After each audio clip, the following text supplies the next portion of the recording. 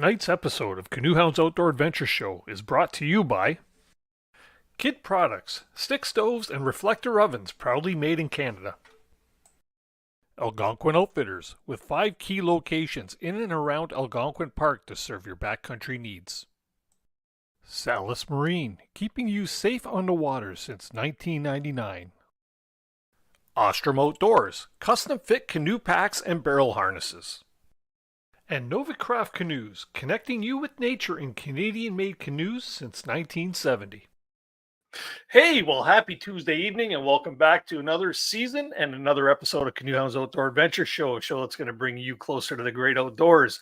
My name is Dennis, also known as CanoeHound, and if this is your first time joining in with us, welcome to the party. Welcome to the party. You're starting off at a good time because, like I say, it's the first show of the season. If you're a returner, as I can see, we have many in the chat over there. Thank you for coming back. You know what? I'm as excited as you are to have the season starting once again. You know what? We're going to have tonight's just a really good trial night there. We're going to have a couple of guests on tonight to talk about a few things like how our summers went. And you know what? We will be. This is the kickoff for a season that's going to be very exciting. I've already got a lot of great things lined up, and I'll announce a couple of them here in a few short minutes. But you know what? It's great to be back. It's great to be back. You know, I happened to get myself in about 4 or 5 great canoe trips this year, including one of my bucket list trips, which was a trip to Wabakimi.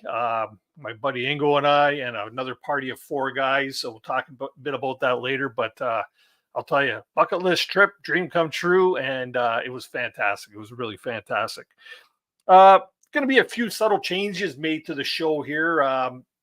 There again, we're going to not announce them, but you're going to kind of see throughout the evening how things have changed just a little bit or how things have progressed. But we're just going to be having some fun with it. The whole idea of this show is, like I say, bringing you more information, more great people to learn from.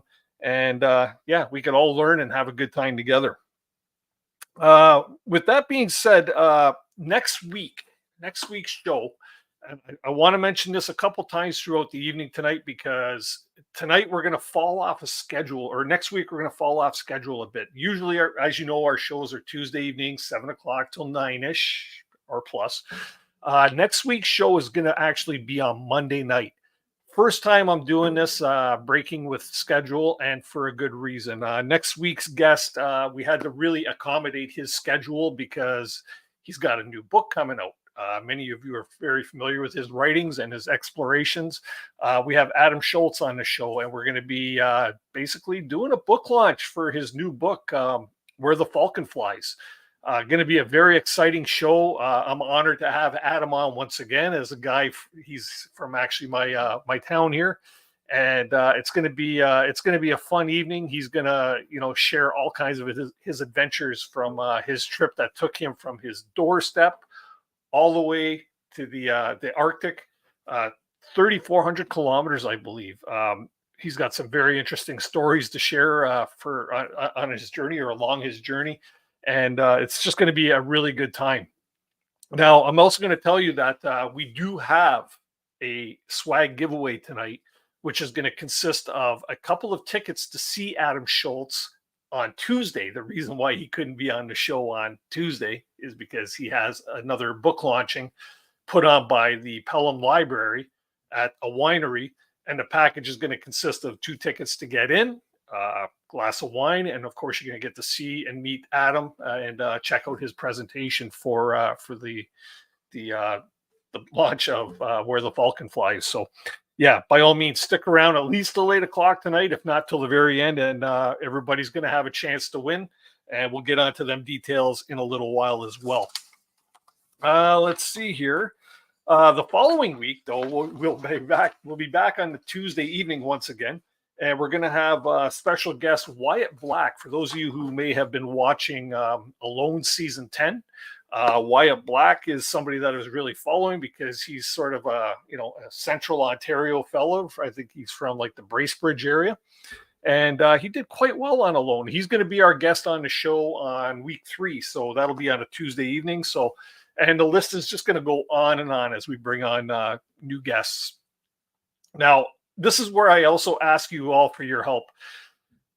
Sometimes being a working guy and a guy that loves doing what I'm doing here, it's kind of hard to drum up some topic ideas and show guests. And recently I've been getting some really good requests, but please do keep them coming. If you could shoot me an email to canoehound@gmail.com. Let me know who you would like to see on the show or what topics you would like us to cover. It certainly makes my job a lot easier if I know the direction that you people would like to see the show going. So by all means, please do send your ideas. The address is right down here at canoehound@gmail.com. Please make my life a little bit easier. But you know what? The list is ever growing. It sure is. You know what? Through the season, you'll see a lot of familiar faces once again, including tonight. And we'll also be bringing on a lot of new faces and trying to cover a few more topics, things outside of the paddling community. There's a lot of other great outdoor communities out there that we should be following, like hiking and, just backcountry camping or, maybe mountain biking or pack biking, things along that lines. So by all means, if you have ideas, please do send them my way. I got to welcome back my show sponsors. If you've seen the intro, you'll see that we have some returning sponsors. We also have some new ones. I have to thank our good friends over at Kid Products, makers of Kid twig stoves and reflector ovens. They've been good friends of mine and supporters of the show now for almost 5 years. That's a good thing. Algonquin Outfitters is once again back. Novacraft Canoes, wearing them proudly.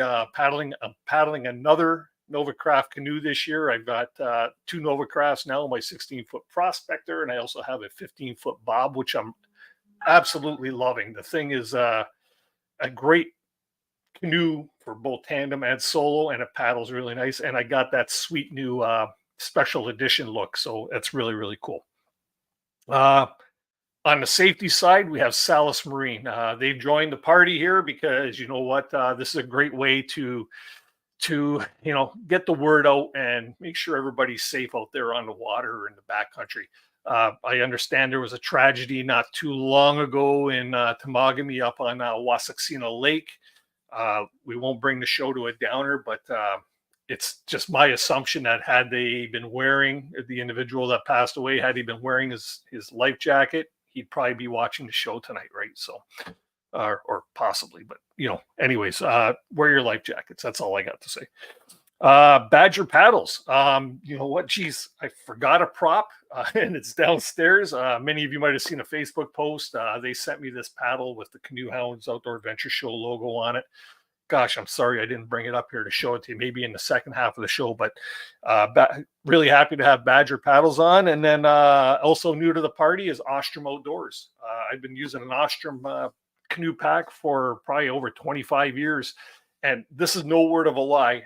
I pack heavy. My buddies have called my backpack Big Red because I pack heavy and I got everything in there. And over 25 years, I've never popped a stitch on that thing, and it's still going strong. So I'm really proud to have Ostrom Outdoors on as a sponsor this year. And if you know any businesses that might be interested in supporting the show, connect me. I'd love to talk to them. While we're talking about kind of Novacraft canoes, too. Novacraft's Canoe Factory Store, the London Paddle Shop right now has a fantastic deal on canoes. This isn't a commercial. This is more of a public service announcement.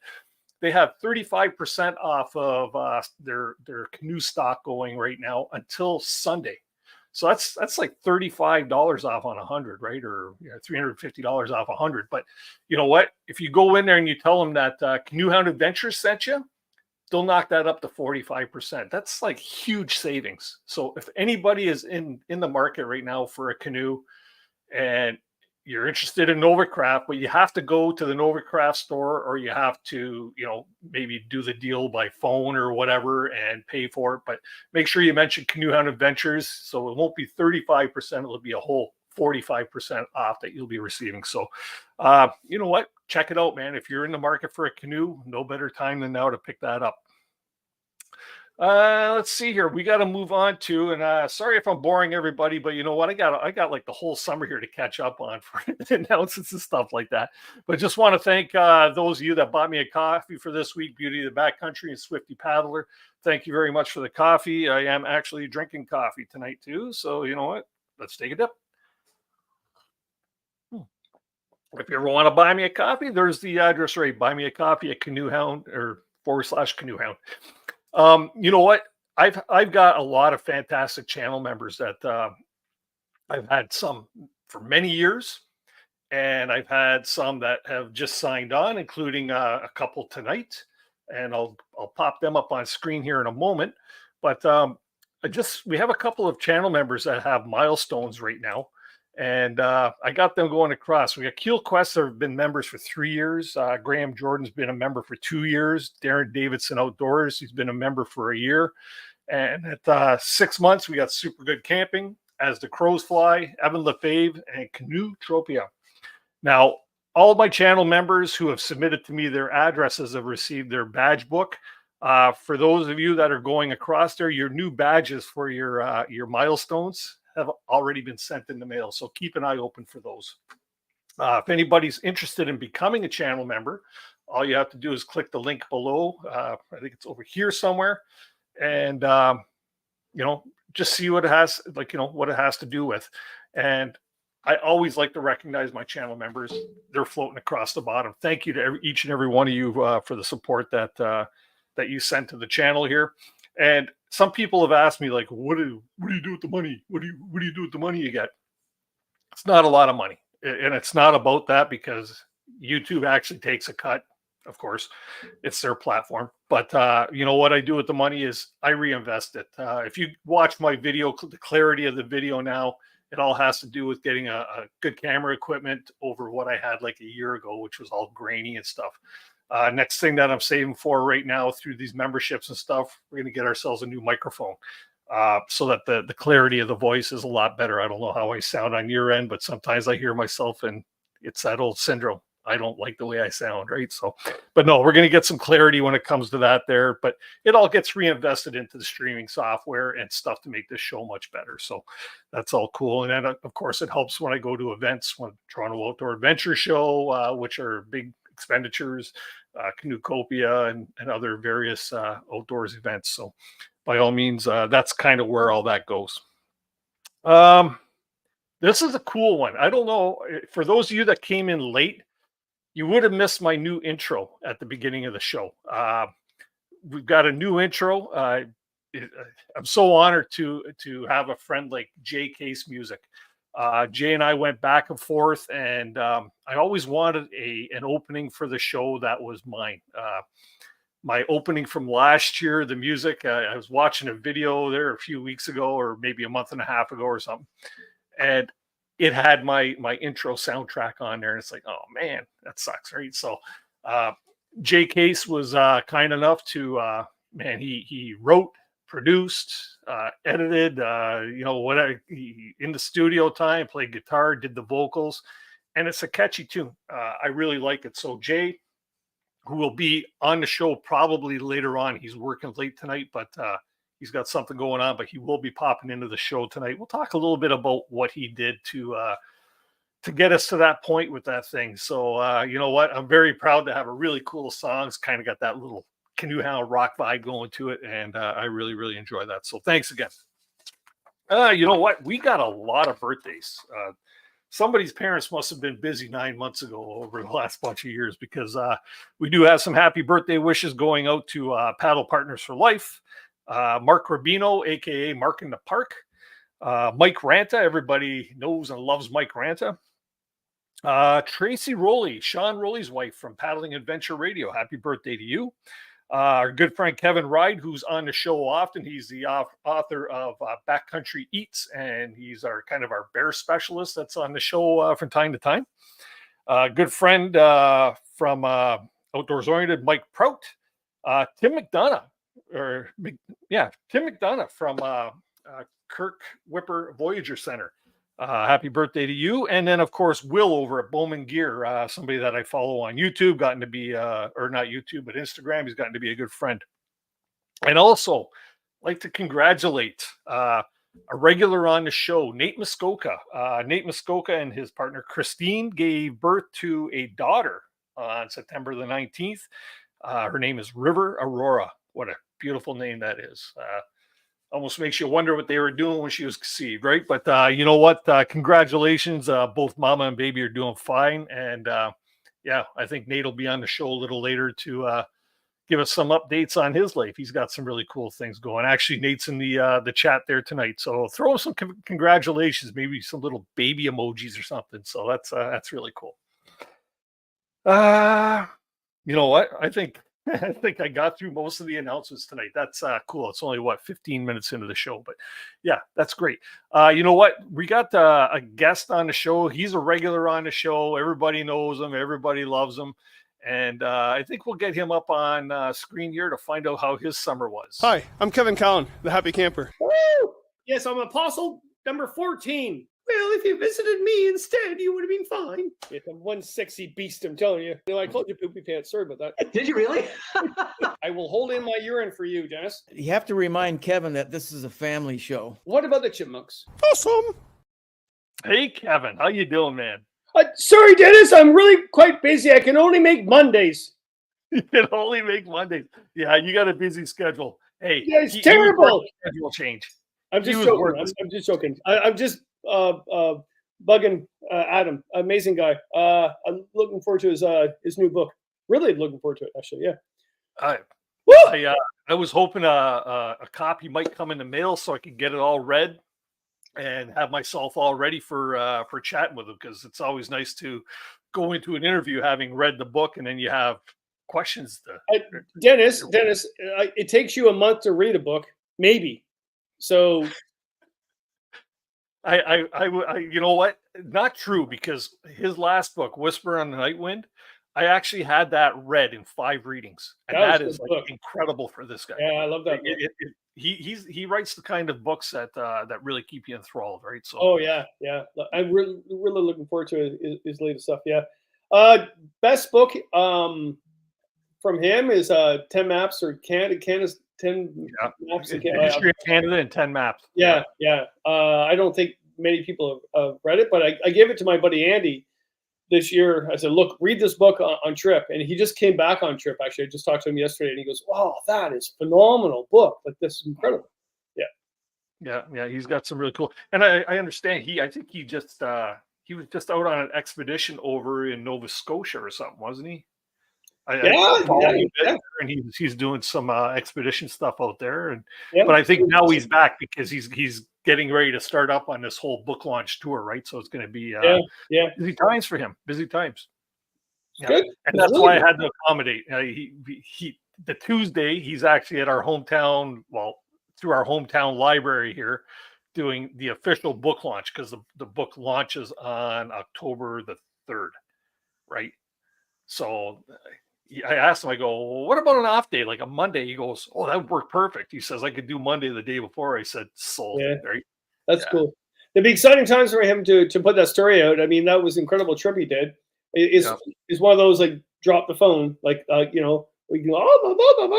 Yeah, look at his trip, drop the phone. No, drop the microphone, not the phone. Sorry. Oh, a mic drop? One of those? Sorry. I've been in the woods all day today. You told me you had a new John Denver background. Oh, I got lost in them. Look at this. Oh my Lord. It's all over the place. It's like John Denver is thrown up.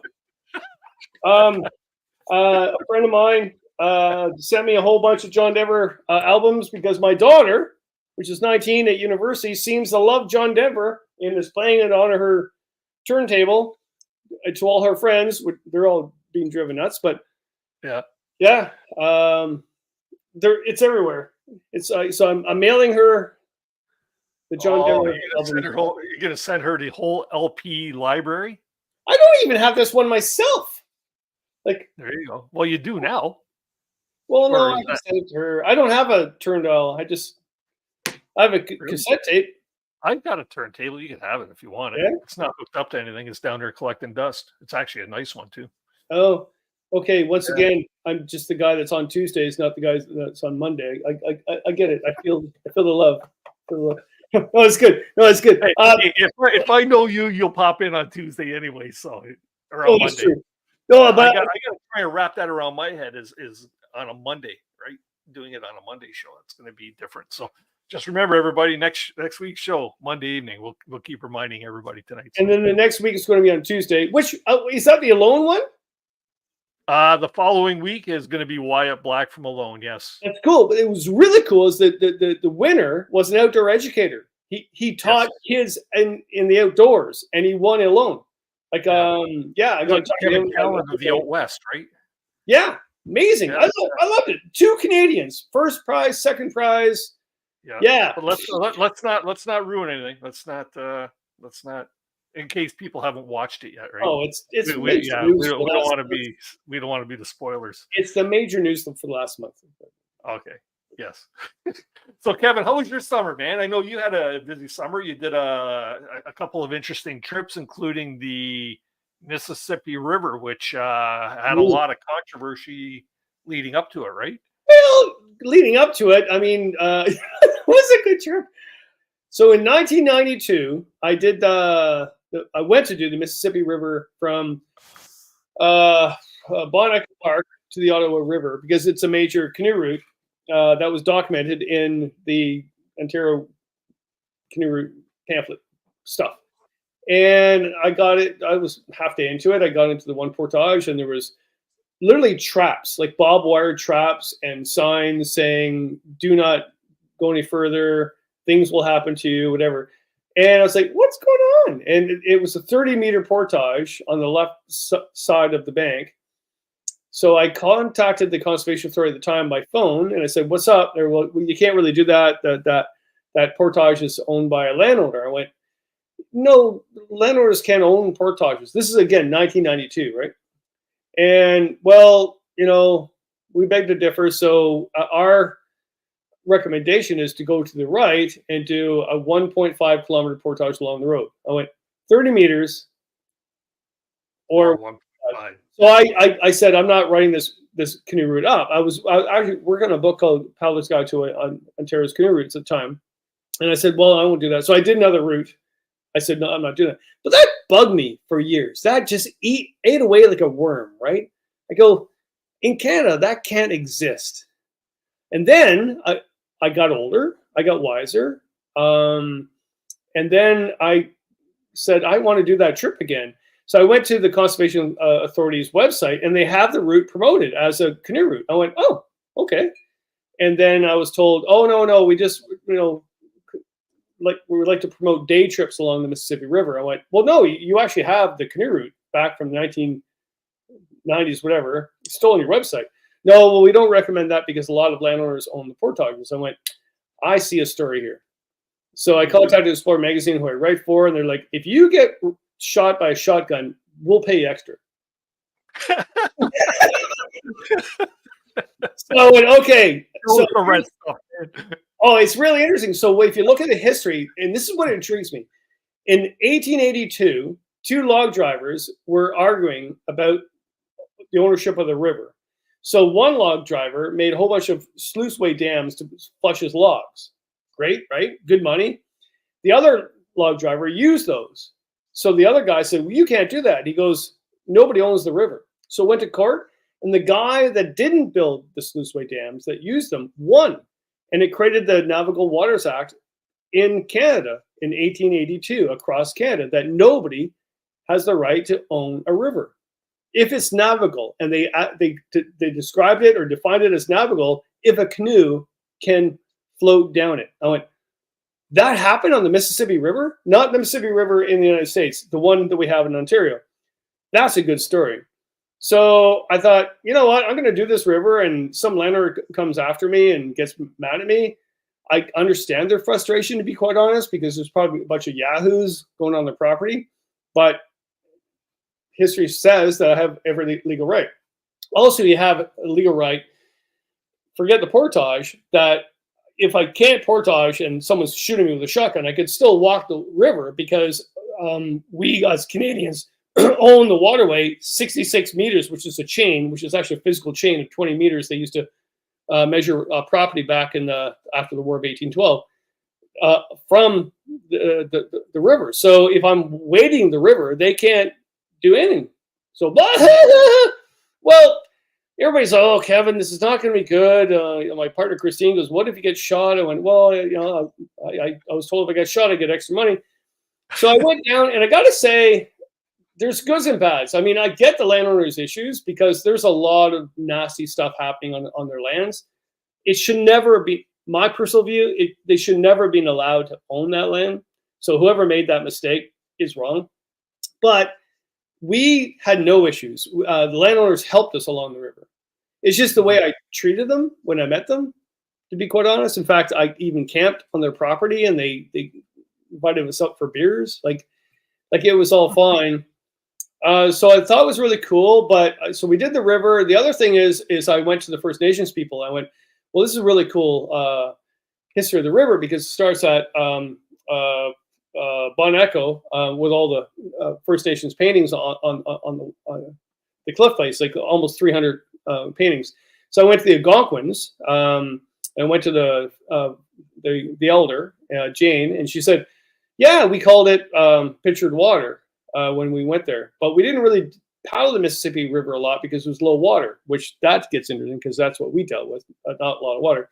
We did the Madawaska or other rivers north because it had more water. That was over 300 years ago. I said, well, why'd you call it Pictured Water? Well, because we saw those native paintings when we arrived. I went, oh, I thought you did the paintings. Well, we did some of them, but no, when we arrived, the majority of them were already there. So I go, well, that's a lot of history on this river. And I said, well, what do you think about, like, why didn't you do this river a lot? Well, because low water. So first week in June, Andy goes, I'm going to join you. I went, you sure? Because like I'm doing this trip. It's a good story, but no, I'm good. I'm good. Well, I don't. You wanted the solo paddle that, didn't you? Well, I did because I didn't think anybody else would want to do it. I mean, it's not a wilderness river. The first few days is kind of, you go through Kosh Lake, the North Frontenac waterway area and stuff like that, and that's fine. But after that, it's all private land. So I had to organize every single night what I was doing legally. I mean, in theory, you could have bushwhacked in some farmer's field. Nobody would even know you were there, but I wasn't going to do that, right? So, and it was actually literally like a couple of days before Andy arrives on my porch and has a to-do list. So I went, you're going with me? Yep. Well, I don't think you should. I'm going.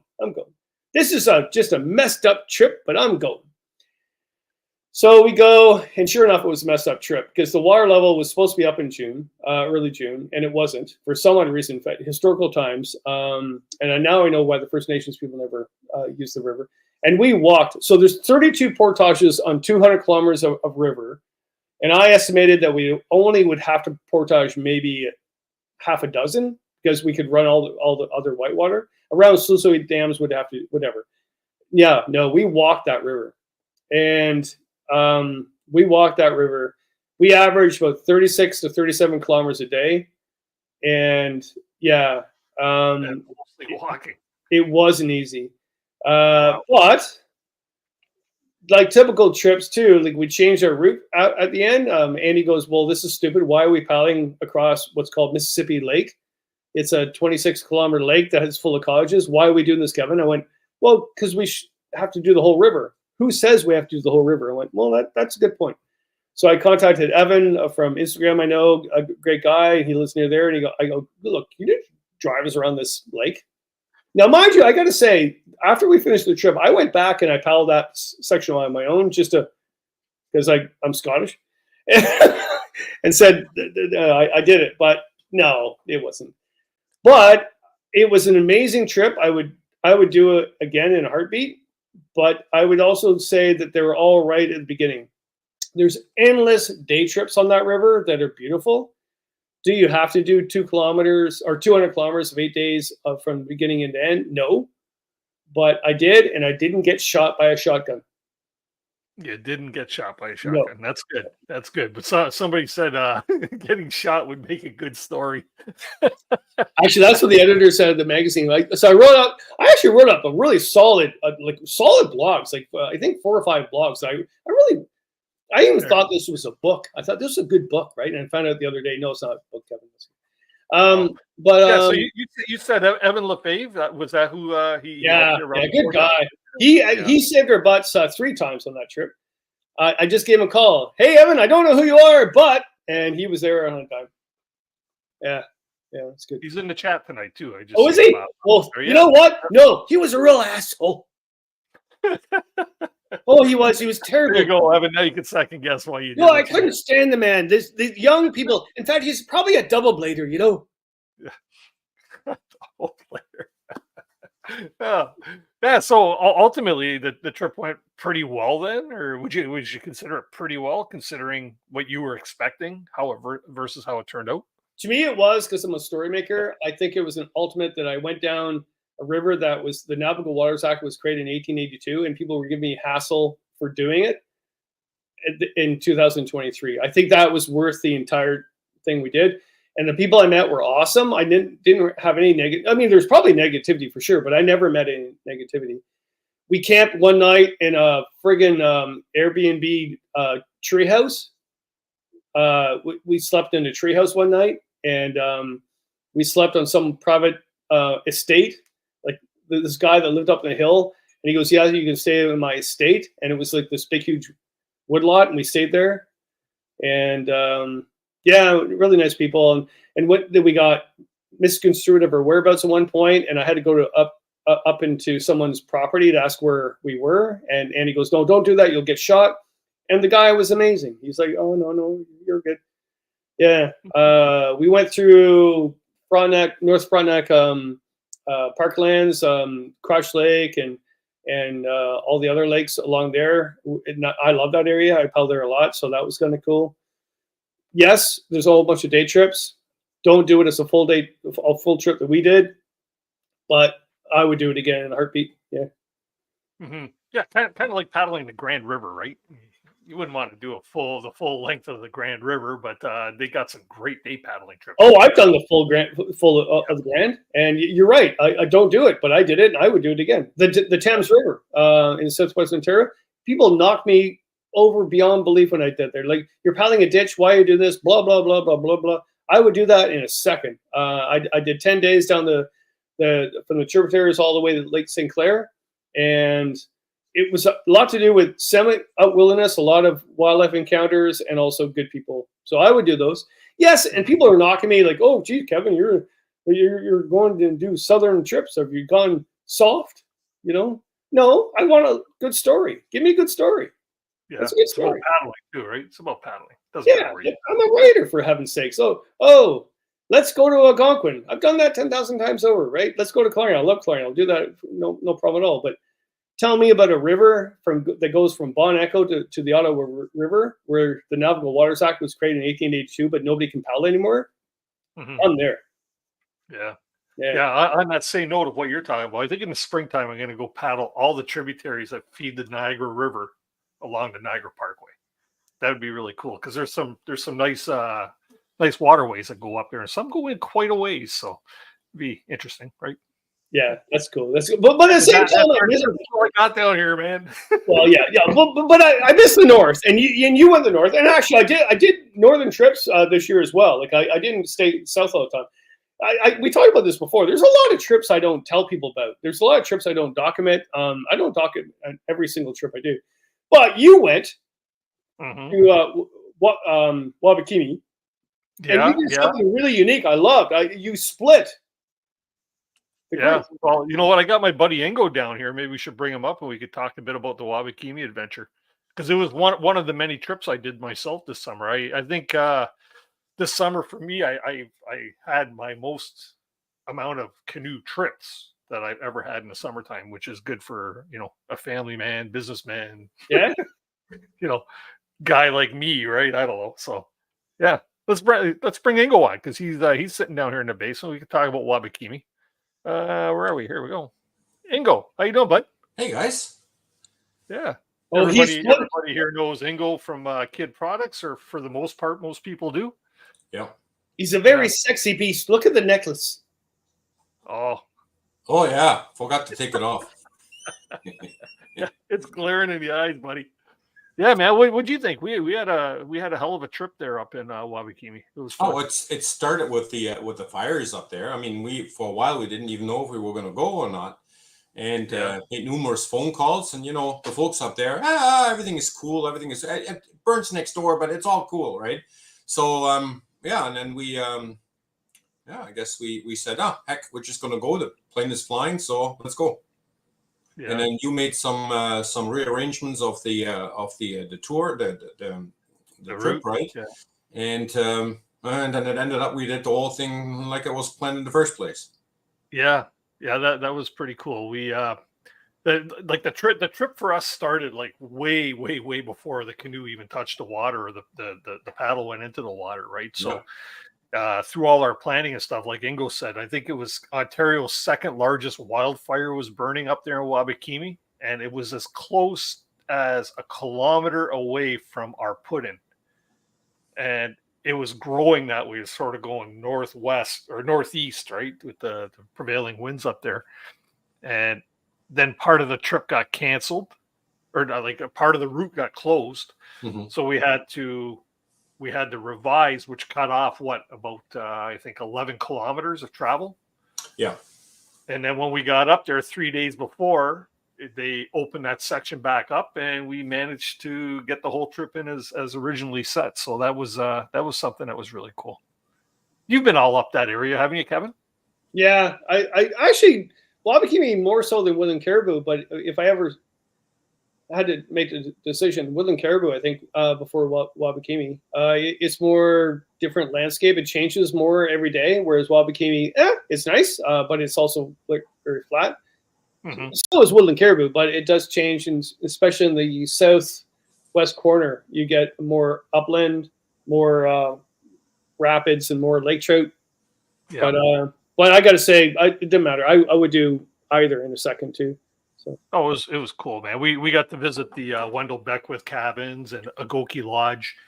The paddling the Palisade River was beautiful. We kept going from burned area, with all the old burnt matchsticks standing up, to lush green black spruce, right? That's it, black spruce, right? Yeah. And then back into burn area, and it's like Ingo and I for the first 3 days said, if we never see another burnt tree again in our lives, that'll be too soon, right? And all of a sudden it's like, it looks like this back here, right? So yeah. Well, burnt trees up there symbolize life. I mean, it's not nice to see, but it symbolizes life. When you went to the Wendell Beckwith cabins, how were they? I mean, they probably all. There's nothing much left there anymore because. Yeah, from what I've seen in videos over the last few years, they were still in surprisingly good shape, like the same that you've seen from Joe Robinette's videos and stuff from Keenan that Keenan shot when he went up that area and stuff. They're in rough shape, and it'd be really nice to see them restored to some point. But we explored. It was really cool. We went in when we shouldn't have gone in, and you have to. It's history. Oh yeah, that's a debatable thing though too, because when I went back there originally years ago, back in the 90s, we went there to do a film, and they were pretty good shape at the time. There was some stuff taken at the time, but nothing torn apart. But there was some people taking care of the cabins, and then there was a part where Ontario Park said we're not going to take care of the cabins anymore. In fact, they wanted to burn them because it was a liability. They didn't want people going there and getting injured, which is my personal view is no, that's not the case. You just don't want the liability of actually even taking care of them. And there was a small museum that was created in Thunder Bay to protect what was going on and the history of it, because he was an incredible person. He was one of the inventors of the ballpoint pen. He was a genius, and he believed pi 3.14 existed in nature. So he chose that lake to investigate it within scientific mind. He was different. And then he ate popcorn and died of a heart attack on the beach. And all the stuff, he created, especially the one cabin called the Snail, which is this environmental cabin that actually was, back in the time, was unique because it was a cabin built in the ground that was environmental sound. But he did that just to save fuel on the stove. And he had all these mathematical formulas done all that. And it's all done to waste because they just didn't want to do the upkeep, which I don't know what happened there politically, but I think that was wrong. There's the, a great the snail. You could see that being an environment, like the way he did it for maximizing heat and stuff in the wintertime. Because if you checked out his other cabins, like the one with the huge fireplace that's all collapsed, right? You could see that there, like, everything's just going up the chimney type of thing, right? Oh yeah, and you knew that one, multiple levels, right? And it had like one wood burning stove in it, which that cabin was in surprisingly good shape, Ingo? And absolutely. But there's a great video out there. His grandson sort of went back on the footsteps of Wendell Beckwith, and he made a great little documentary. It's called In Search of Wendell Beckwith. It's a great little. It's got a lot of characters in there explaining things, and so watch that before and then go. Yeah, that's on Vimeo, right? Yeah, it's a great video, and it all makes sense what you get there. I mean, yeah, absolutely. He had a lot there. We've seen a record player and records up there still, and an old typewriter, and the one building is fantastic condition. Actually, I thought it was in a great condition, right? The cool history that a lot of people won't know here is because when I first visited, it was like a long time ago, and I've researched this cabin a lot because I'm weird that way. But there was one cabin. It wasn't the snail. It was another cabin, and the floor was all hexagon cubes cut in precision, and the shingles on the top was cut in precision, but it was too nice.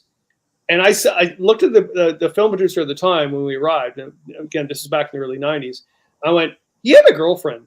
A girlfriend had a visit him here." "Well, how do you know the cabin?" I went, "This cabin is too nice. There's no way this cabin was for him." You just got to look at the curtains. Well, shut up. I swear to God, if I do the research. So he didn't own that area. He was a caretaker. So there was a very rich, wealthy person that owned that. And then he hired that person, Wendell Beckwith, to take care of that land while he was away. And I don't think the guy even visited that much, probably half a dozen times. But they would fly the accountant to go and visit Wendell to go over the accounting of the year while he was a hermit there. She was a woman. That was her cabin. Girlfriend. Yeah, that's quite possible. Ingo really liked the green and yellow flowered curtains that were hanging there. You go, curtains were perfect. He had a woman here. Yeah. You know, one thing I was really disappointed with though was in his one main cabin there, and you see everybody goes in there and they sign like a journal and write a little story in there or whatever, right? And they keep it in this like big bread tin that's there, and it says, write about your visit, right? And I went to go in there, and I was looking so forward to leaving an entry in there, and all the books were gone. Somebody took all the journals that had been written in previously. There was nothing there. No. So there could be two reasons for that. One is there is still a curator or slight part-time museum in Thunder Bay that's trying to collect all that stuff because it was being stolen. So maybe they collected all that. Hopefully they did, or it got stolen. I mean, there's a lot of stuff that's gone. I'm thinking if somebody like that did something, wouldn't they leave another book there though? Right, an empty.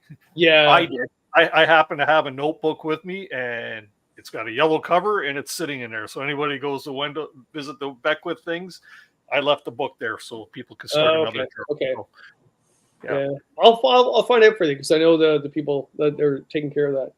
It's gone through the years of people wanted to take care of it, and then they get harassed and they give up. And have you ever tried to volunteer for something and then realize, okay, why am I doing this? I think that's what's going on there. Yeah. But Ingo and I, we were like total tourists from the time we left home. Hey, Ingo? Oh, yeah. Camera going. The Terry Fox thing there on the road up to cool. Yeah. Right there, right? So it's right there. Stop in White River there, and I had to get my pictures taken with Winnie the Pooh because my grandson loves Winnie the Pooh, right? Yeah.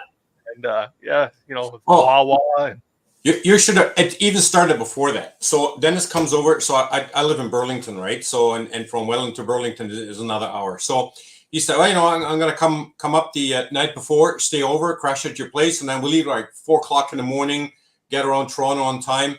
So anyway, we had to do some packing, and it's 12:30, yip yapping, and So he looks at me and he says, I don't think I want to lay down for a couple hours. Why don't we just go now? And I said, absolutely. So at 1:30, we're in the truck, we're driving. So we pulled an all-nighter. Got all the way up to Marathon, stayed there. Great little camping place there, and cheap and clean, wonderful. Yeah. We tried to hook up with Jonathan from Lost Lakes because he lives in Marathon, but he happened to be south of where we were. So we ate at the Chinese restaurant there. It was great, That's good. I've eaten there before. That's really good. Oh, absolutely. And then we went, and then we met up at the Terry Fox Monument. We met up the other party, the other 4 guys, just to talk about logistics. And and then we drove together up towards Armstrong, and they peeled off somewhere in a side street there and started their adventure. And then we kept on going to Matisse Lake, and that's where our spot was. And then it was excellent. We took a drive into Armstrong. Oh boy, not much there in Armstrong. Interesting place.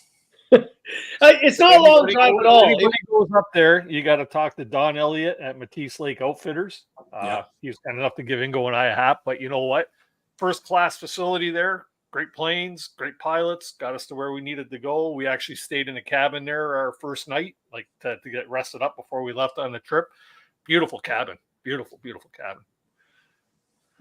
Yeah, it's so funny how there's other people that not from Canada, especially they can't grasp the size of our country, and the idea of you going from Burlington to Wabakimi, you would think, oh, that's a couple hour drive. No. 18 hours. Yeah.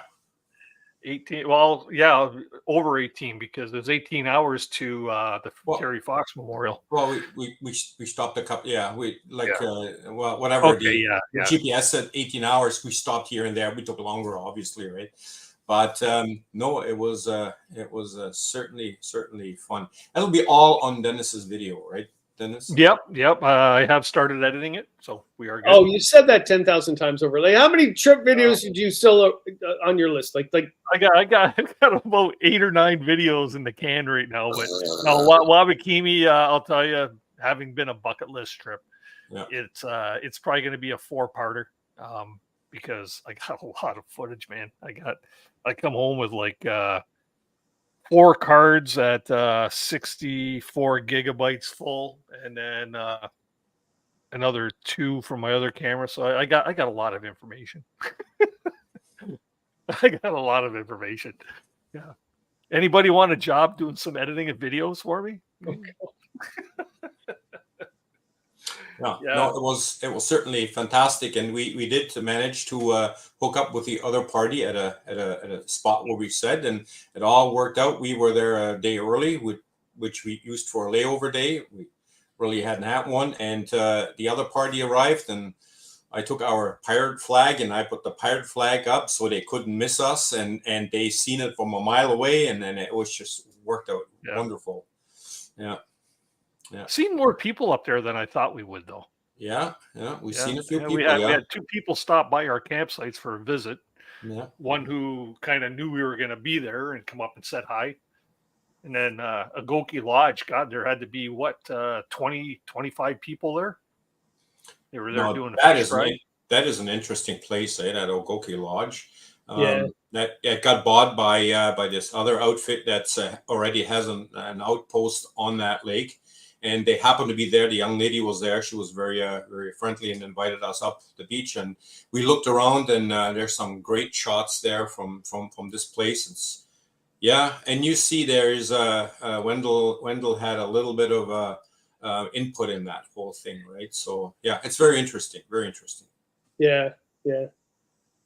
I found it interesting. We were talking to somebody up there, and I won't mention his name, but not everybody holds high regard for Wendell Beckwith up there. A lot of people seem to be, mixed emotions. I guess Phil Cotton, right? It was sort of like a Wabakimi watchman type of thing. I guess he didn't hold him in very high regard. And others even saying that, a lot of people believe that Wendell Beckwith built all them cabins single-handedly, but they supposedly had a lot of help from the indigenous peoples that are on that lake. Yeah, right across from the island.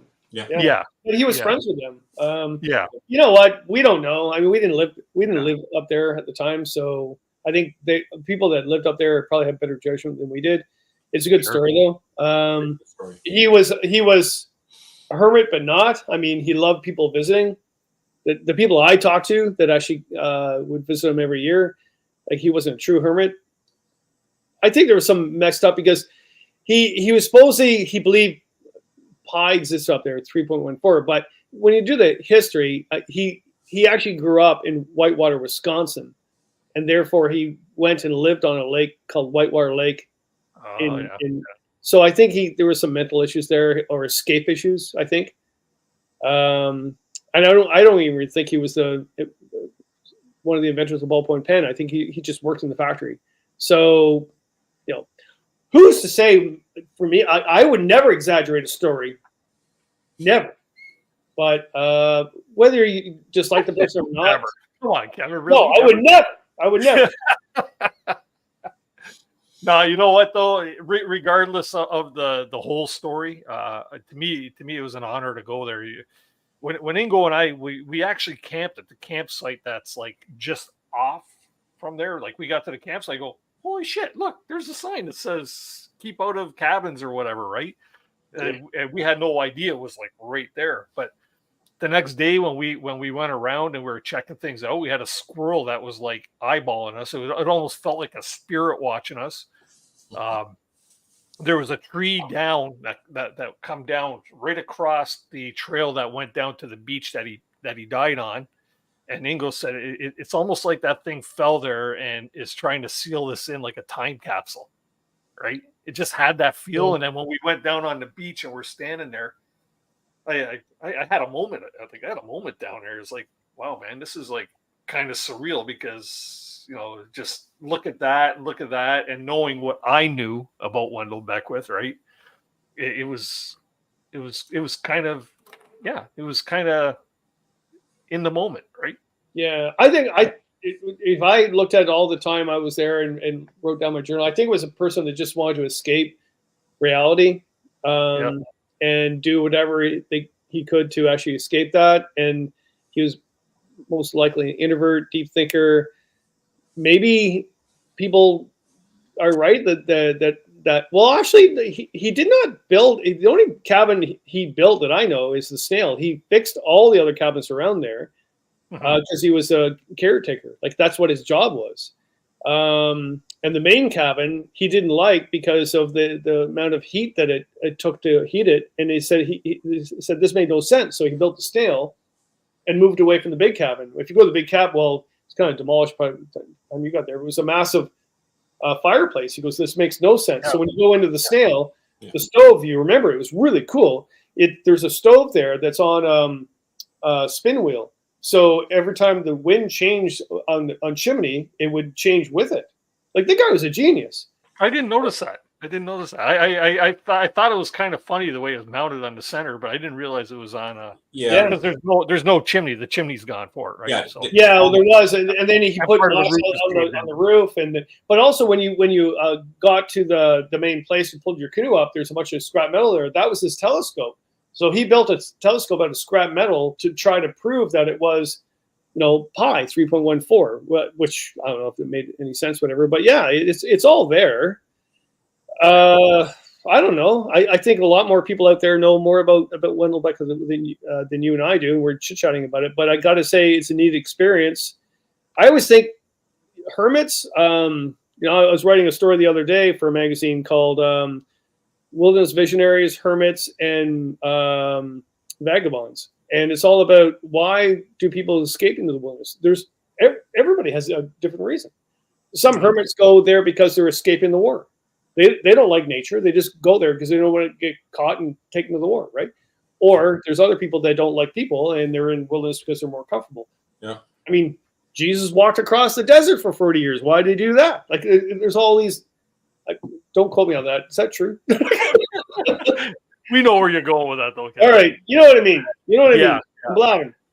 I just think it's a really interesting story, and you know what? It's definitely I would say like a tourist attraction of sorts for Wabakimi, right? You got Cliff Lake, and you got the airplane ruin, and you got the Beckwith cabins, and we also stopped by Agoki, right? So that was pretty cool too. That just they happen to be on the same lake and stuff. But It's a very interesting area up there. I mean, and the landscape changes too, right? It does change, right? We and the lakes are all different, and there's certainly one lake I don't like up there. I never go. Oh, to that McKinley place. Lake. Oh, Oh, our favorite lake, McKinley Lake. He doesn't like McKinley Lake, people. No, What no, happened? no. Oh, we had a shit show like McKinley Lake. Yeah. Yeah, But let's no. not give too many details. We'll keep that. Everybody watch the episode with McKinley Lake. Yeah, that's all Absolutely. we'll say. Yep. So, yeah. All in all, though, Ingo, I thought it was a great trip, man. Everything worked out good for us. We were on time. The other guys, we could talk a bit about the other guys because the other guys, they're not doing a video, but they messaged us on day 3 and said we had to redo our route. We're a day behind, so we won't see you until like our original meeting day was supposed to be on the Sunday. We never met them until Tuesday. So, but they seen way more wildlife than we did. Mhm. Well, Yeah, way more. Yeah, that's crazy. So, Richard Frankie, I'm just reading some of the chats too. That's why I'm. Yeah. So, Ingo, what was your favorite part of the trip?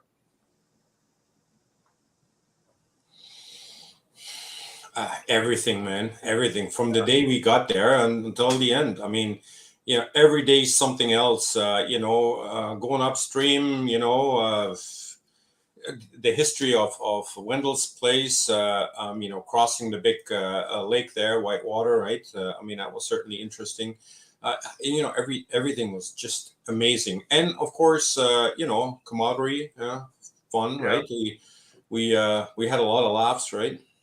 Yeah, a couple major storms. Oh my gosh. Yeah. We had a couple of storms at nighttime. The old Wabakimi storms, they blow in for an hour or two and then they're gone. Plenty of those. And all at the right time though, mostly at nighttime. So Yeah, we only got caught once on the lake, right? So, and we managed to get to the beach and yeah, an hour later. feel really bad. Kevin, you're familiar. My one buddy there, and I've talked about him many times. The guy who got the big cut on the side of his face on the one trip up in Gogama that we did. He was on this trip, but he was with the other party of 4. This guy, I'll tell you, man, bad luck. He the second last day that we were there, he dropped his phone and he smashed his phone. Wasn't working anymore, so he couldn't get any more pictures. And then we get back to the takeout. And when we get back to the takeout, his vehicle had been dropped off at the takeout point at the bottom of Little Caribou. Our outfitters, Matisse Lake Outfitters, had dropped my truck off there. And we get there, and he's driving this brand new Honda. What is it? The pickup truck. It's a pickup truck, yeah. Yeah, the Honda pickup truck. Anyways, I look at his truck and I go, Rick, what's with all the dents all over your truck? And it's like his truck is like 6 weeks old, brand new, right? He goes, yeah, whatever. Because we had this joke, and you'll catch the joke in the videos, but he looks, and sure enough, the whole roof, all down to one side on his whole hood, all the chrome, all pitted. Like the night before, they had a major hailstorm in Armstrong. So first thing I do, I run back to my truck and I'm looking at my truck, not a dent on it, right? Here we find out the entire town of Armstrong was blanketed with hail. Matisse Lake Outfitters, about 10 kilometers down the 527, they just had the storm. They didn't have the hail. So my truck was okay. His is like, it looks like the dimples of a golf ball. oh my God. Did okay. his group go through Cliff Lake on their trip? No, No. they went to the bottom part. Okay. It took them 3 days to paddle into Wabakimi.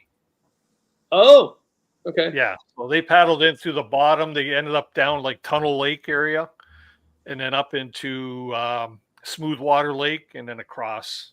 Oh, They totally. had a Okay. hard goal. They had a portage that they had to do, which what they say is like 4 kilometers or something, Ingo? 4.1 Yeah, kilometers. close to 4 kilometers. Yeah. Okay. So on the Tunnel Lake area, did I know I won't open Pandora's box here, but did they offer tobacco? They did actually. Yeah. Mhm. And They did, and it changed their fishing luck. They said. Yes, and they did that because the fishing was so lousy. Yeah. wow. Okay. Yeah. So, yeah. All in all, man, it was a fantastic trip. It was a great trip. I'd highly recommend a trip to Wabakimi in one way, shape, or form to anybody out there that's ever wanted to. It certainly knocked a few things off my bucket list. Not one, but like 3 or 4 different things. So that's Cool. and flying in, incredible. I had a smile on my face. I smile about it now just thinking about it. So that's all he laughed about the whole time, right? Yeah. Yeah. Well, you know what, guys? It's 8 o'clock. I want to do take my little commercial break here. And when we come back, we're going to do the swag giveaway. And like I say, we got a couple great prizes here, or a great prize to go. So everybody stick around, and we'll be back in a short minute or two. If I could find where's my clicky thing here? Oh, there it is. There's nothing like being out there. For over 50 years, we've been connecting people with nature by building classic Canadian canoe designs using the best materials available.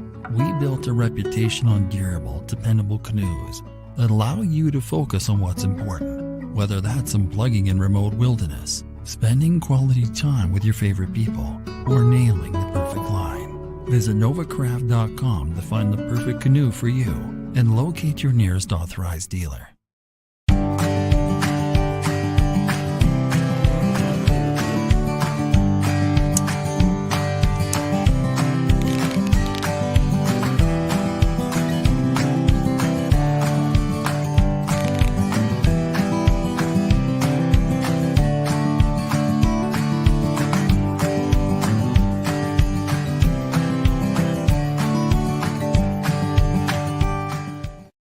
Tonight's episode of CANOEHOUND'S Outdoor Adventure Show is brought to you by Kid Products, stick stoves and reflector ovens proudly made in Canada.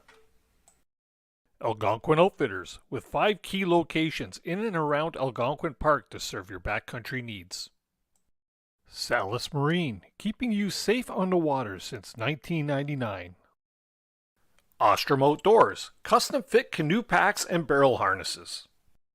And Novacraft Canoes, connecting you with nature in Canadian-made canoes since 1970. Well, welcome back to the second half of CANOEHOUND'S Outdoor Adventure Show. The other guests are in the basement. We're just going to do the swag giveaway really quickly here. Earlier in the show, at the beginning, for those of you that may have missed, right at the top of the show when I was making all kinds of announcements, next week's show is actually going to be on Monday evening. We're breaking schedule a little bit so that we can accommodate the very rigorous schedule that next week's guest is going to have. It's going to be none other than Adam Shoalts, and he's going to be on as we're going to be launching his new book, as Where the Falcon Flies. It's about his epic adventure from his doorstep, 3,400 kilometers all the way up to the Arctic. So we're going to have Adam Shoalts on the show next week. His book officially does launch next Tuesday. And next Tuesday, he actually has a speaking engagement with his hometown library, the Pelham Library. It's going to be at a winery in Beamsville. And that's going to be tonight's swag giveaway prize. We have 2 tickets to attend the official launch and meet and greet with Adam, where he'll be basically telling you of his adventures. He's a fantastic presenter. I've seen him several times with his last book that he put out, Whisper on the Night Wind. Very good speaker, and you know what? He knows how to tell a story. And I may even be there myself on Tuesday. So next week's show is definitely going to be on Monday evening at 7 o'clock. So make sure you put that on your calendars. And I'll be marketing the heck out of that on Facebook and Instagram anyways. But tonight's swag giveaway question and I've mentioned it a couple times. What was the distance of that Adam traveled from his doorstep to the Arctic? You know what? All you need to do is find the cover of the book, and you'll actually see what that distance is. But if you are able to use the tickets, please don't enter if you won't be able to attend this event. It's next Tuesday evening. So if you think that you can make that, please send your answer to me at coasprize@gmail.com, and I will select a winner on Sunday, and I will notify you right away so that we can make arrangements to have your name at the door and stuff like that. So the question is, what was the distance Adam traveled from his doorstep to the Arctic? And that's all basically part of his new book that's going to be coming out on Tuesday. But join us next Monday, and let's learn more about this book and about Adam himself. So that's going to be a fun evening. Anyways, let's bring Ingo and Kevin back up here. And you know what? For those of you that caught right at the top of the show, Canoe Hound has a new show intro, and that was written and produced by Jay Case Music, and we just so happen to have Jay here in the basement. Jay, how are you doing, man? Awesome. Hey, friends, I'm doing super well. Thank you. How are you guys doing? Oh, you know what? Fun night tonight. You know, it's nothing really scripted here. We're just basically covering all the bases and catching up for the summers that we had, right? That's beautiful. I'm so sorry. I was occupado up until now teaching a Spanish class, but I'm sure you guys were talking about important stuff. Oh, What? What? Wait a minute. What backpedal? You're teaching a Spanish class in Sault Ste. Marie. Yeah, so I teach a English second language class to Spanish students because I speak Spanish. Oh. Okay, how do you say in Spanish, how do you say this portage sucks? Este portaje chupa. Yeah, remember that one, Kevin. You can tell that to all your students, right? I know. Well, Este Yeah. camino es de la mierda. Wow. Yeah, sorry, I shouldn't. That's probably, if you have any Spanish speakers watching, then. well, how do you say happy camper in Spanish? That's a great one. I would just say happy camper, but is camper feliz. Campesino feliz. feliz. Yeah. Camper feliz. Feliz. I won't even ask him what Canoe Hound is. Please don't. Okay, it's Canoe Hound. So you know what, Jay and Sherry, they're up in the Sioux area, right? And when we were actually heading to Wabakimi, both going and coming, we tried so hard to connect, and it just wasn't in the stars for us, man. On the way up, you were actually performing up in around Wawa, weren't you? I think so. Yeah. We were playing a festival up in the place so nice they named it twice, Wawa, Ontario. There you go. Yeah. So Yeah, and then when you guys were coming back, I was stuck in a meeting, and you guys you enjoyed your lunch, and that's what matters. Oh, that was an awesome restaurant. Yeah, many things. Yeah. Good. Yeah, good. And Jay told us we had the rite of passage. We had to stop at the Voyagers Lodge and get the apple fritters, world famous apple fritters. Oh, I think you did an episode on that too, didn't you, Kevin? No. You and Christine. Oh, didn't you? yes, I did. Yes. Jay, I got to tell you a good Sioux story. You'll love this. I love it. I was waiting it's very exciting. So I've been teaching part-time at Sault Fleming College in Lindsay, Ontario for 35 plus years, whatever, right? I get a note from Sioux College, which is where I graduated as a forest technician back in 1980, I think, 1981. And they said there's an award for colleges across the province every year, and we'd like to nominate you. And the award is someone that went to post-secondary that actually, after post-secondary, made a change in people's lives. I went, oh, yeah, that's fantastic, because I was the worst student in the world. If any profs at the college remember me, they'll know that I was the worst student there, right? So I said, that's fantastic. Yeah, I'll do that. I'll go to the award, no problem. Here's the kicker. This is lovely, and you guys will all love this, how the world just happens, right? Well, I'm going to the award ceremony. It's in Toronto. And the Sioux College person, the rep says, just a question, Kevin. There's a table for us for dinner. Would you be sitting with us or would you be sitting with your colleagues at Sault Ste. I went, you guys, you give me the award. You're not giving me shit. Yeah. How about that? Awesome. So there you go. So the Sioux still appreciates their Kevin Callan. Oh, I always will love that place. That college changed my life. Like I loved it. In fact, it had a lot to do with the environment around it, like the scenery. I mean, every weekend we would, and even during the week, we'd skip classes and go off in the bush. And those are the times too where you can go from Sioux College and walk back behind them and keep walking and go up to the Root River and all those other places and never see any development. I'm not sure if it changed. Probably has. It has changed a bit there, but they still have their what they call their outdoor laboratory, which is the forest that connects to some Crown land. Oh, it's still there. Good. There is still a strip of it there. Yeah. Oh man, we camped there a lot. Probably illegally, but we camped there a lot. Yeah. Best things are done illegally. It's terrible. All right, sorry, I went off tangent there, but let's just say Sioux College. Woo!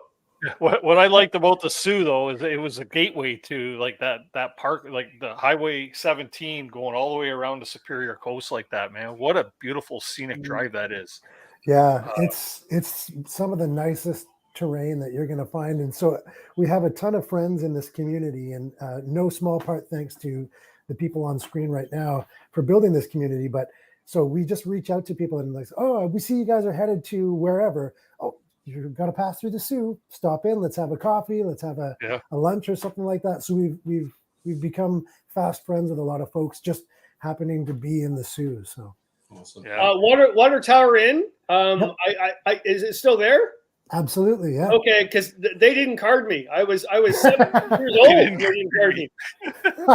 Well, no wonder, Kevin. You're like 58 or 59 years old. No wonder they didn't card you. Well, that's right. Yeah. I'll let JJ Hilsinger know to keep his staff more diligent with carding of the college students. I mean, no, I have no recollection of that event at all. I don't remember even being on I'll the show. deny it. I was never there. I didn't go to the Sioux In fact, I College. never went to the Sioux College. Yeah. That's funny. Sorry, I had to put that comment up there. Ryan Hines says he took a picture at the next to the Canoe Hound sticker at the Little Caribou Bridge. So, somehow one of my Canoe Hound Adventure stickers made its way onto the rail on the bridge there. So send a picture over there, Ryan. Hopefully it made a subscriber out of you. I don't know. No, you know what? When we passed through the Sioux, we also tried to connect with Joe Robinette. He happened to be south as well. Right. So everybody we tried to connect with along the way happened to be either avoiding us or just Avoiding us. I can say I wasn't actively avoiding you guys. I know. I was busy. It's tripping season. We all go tripping at the same time. We try to cram it all in. And I love using that excuse for family functions you don't want to go to. Oh, no, I make a canoe trip and I got to go. Can't be here. I'm in a fishing contest with the paddlehead. Yeah, say family functions. This year was my first time on my birthday that I had been away from my family on my birthday. I was with extended family and friends, so that was pretty cool. The boys took me up to Wickstead Lake, and we had good fishing, good fellowship. We had birthday cake made in the reflector oven, and Nice shepherd's pie in the reflector. It was a good time. It was a good time. Okay, so sorry. Purple Lantern. Yes. Purple Lantern. So the Purple Lantern. Does that still exist? No, that's been gone for decades, brother. Sorry. Oh. Sorry, but the family is still here and they're still thriving. But the Purple Lantern no longer exists. God. Kevin's having flashbacks, eh? He is. He really is. I want to say I lost my virginity to the Purple Lantern, but I didn't. But I'd like to say that. I'll tell the family that you did. Okay. So I want to ask you, Jay, what was your summer? Did you have a good adventurous summer, you and Sherry? Yeah, it's been super adventurous. We've done a lot of different trips, and we just haven't had time to do anything media-wise. So we hit first trip was the Sand River, where we ran into Joe and Tosh actually, just happened to be, we were the only people, we thought we were the only people in the park. They thought they were the only people in the park, and we ran into each other on a campsite one That was morning. cool. Yeah. And then we did the Steel River, which was a real butt kicker. And we just got rain and headwinds the entire time. It was awful. And Kevin, we brought your trip account, and we said, oh yeah, there's typically it's tailwinds up, and then no, we got 40-kilometer-an-hour headwinds. We're just on Cairngorm? On the way up? On Cairngorm and Steel. It was. You'll see the footage in our video that I'm about to upload.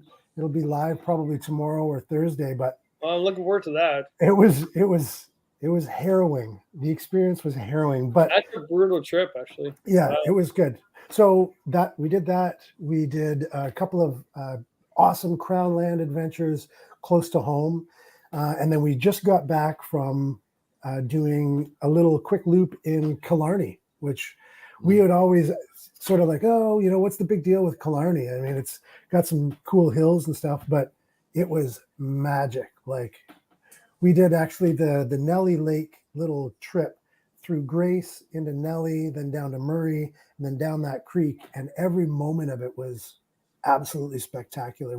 We're still like on cloud nine from that trip.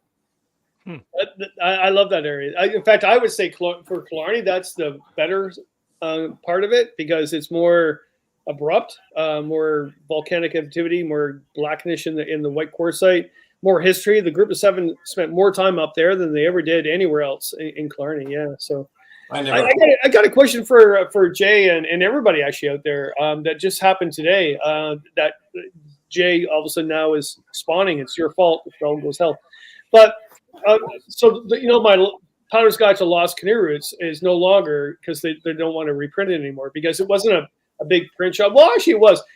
I'll do this in a quick version. Sorry, Dennis. But what happened is that we started a new year. Kevin said, "I'll only be in a minute." Dennis.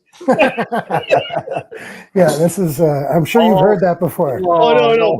I'll do this quick, but I really need everybody's input here. So originally, I wrote a Paddler's Guide to a Lost Canoe Routes book because it was lost routes that weren't going to be found anymore. And I went to my publisher at the time, which was John Innocent, the small publisher I worked for at the time. And he goes, well, nobody's going to buy that. I went, come on, buddy, you owe me. I've written all these Southern Ontario ones, and you made money. I didn't. But he goes, yeah, I get it. So we did that. And then throughout time, it became a bestseller twice, right? So he goes, oh, wow, why? I went, well, because it's lost. Whatever. So then he's now retired, and now Firefly owns, the rest of the books. And then everybody's asking, I shouldn't say everybody. I get at least 3 to 4 people a week asking, where can I find a Powder's Guide to Lost Canoe Routes? So I went, well, it's out of print, and the publisher is not going to reprint it. Like, it's not worth their while in their minds, because the niche market. What's kind of cool is I had a meeting yesterday with them, and I said, well, what can I do to make that happen? And I go, can I buy the rights off and then publish it on my own? Self-publish. And actually, they actually agreed. They said, well, we're not going to do anything with this. It'll never make us money. So, yeah, in fact, you've done a lot of good things for us, whatever. And so there you go. And I went, okay, what do I do with this now? Do I just reprint it, or do I extend it, or do I not do anything with it? So asking everybody out there, because I have to invest my money in this, right? And it's going to cost me at least $8,000, which I do not have. But I would like to extend that book to because half those routes at that book at the time are no longer lost. I mean, Chiniguchi is not lost anymore. Still River, to be quite honest, is not lost anymore. I mean, it's not an easy trip, but so what should I do? Please help me out. I'm a hermit living here by myself. I don't know what to do. Call it Lost and Found. Yeah. Lost and Found Canoe Routes. Lost it down. Write that down. Yeah, that's a good one. That is a good one. That's not bad. I got to write that down. Seriously. You're right, Kevin. So if I'm honest, so Sherry and I actually found that book because we couldn't buy it anywhere else. There were a handful of copies at the Oxtongue Lake Algonquin Outfitters. When we were there, we were buying a used Kevlar canoe off of them in mid-COVID, and we just happened to be in the store, and we were like, hey, we've been trying to find this book. So we bought it there, and that was the only place we could find it. But I would think the best thing that you could do is to, like Dennis said, you could either say lost and found and then just update the routes, or you're going to have to do some more research, brother. That means you're going to have to come north and you're going to have to find Yeah. some lost routes. So We've got a yeah, couple. it's so funny.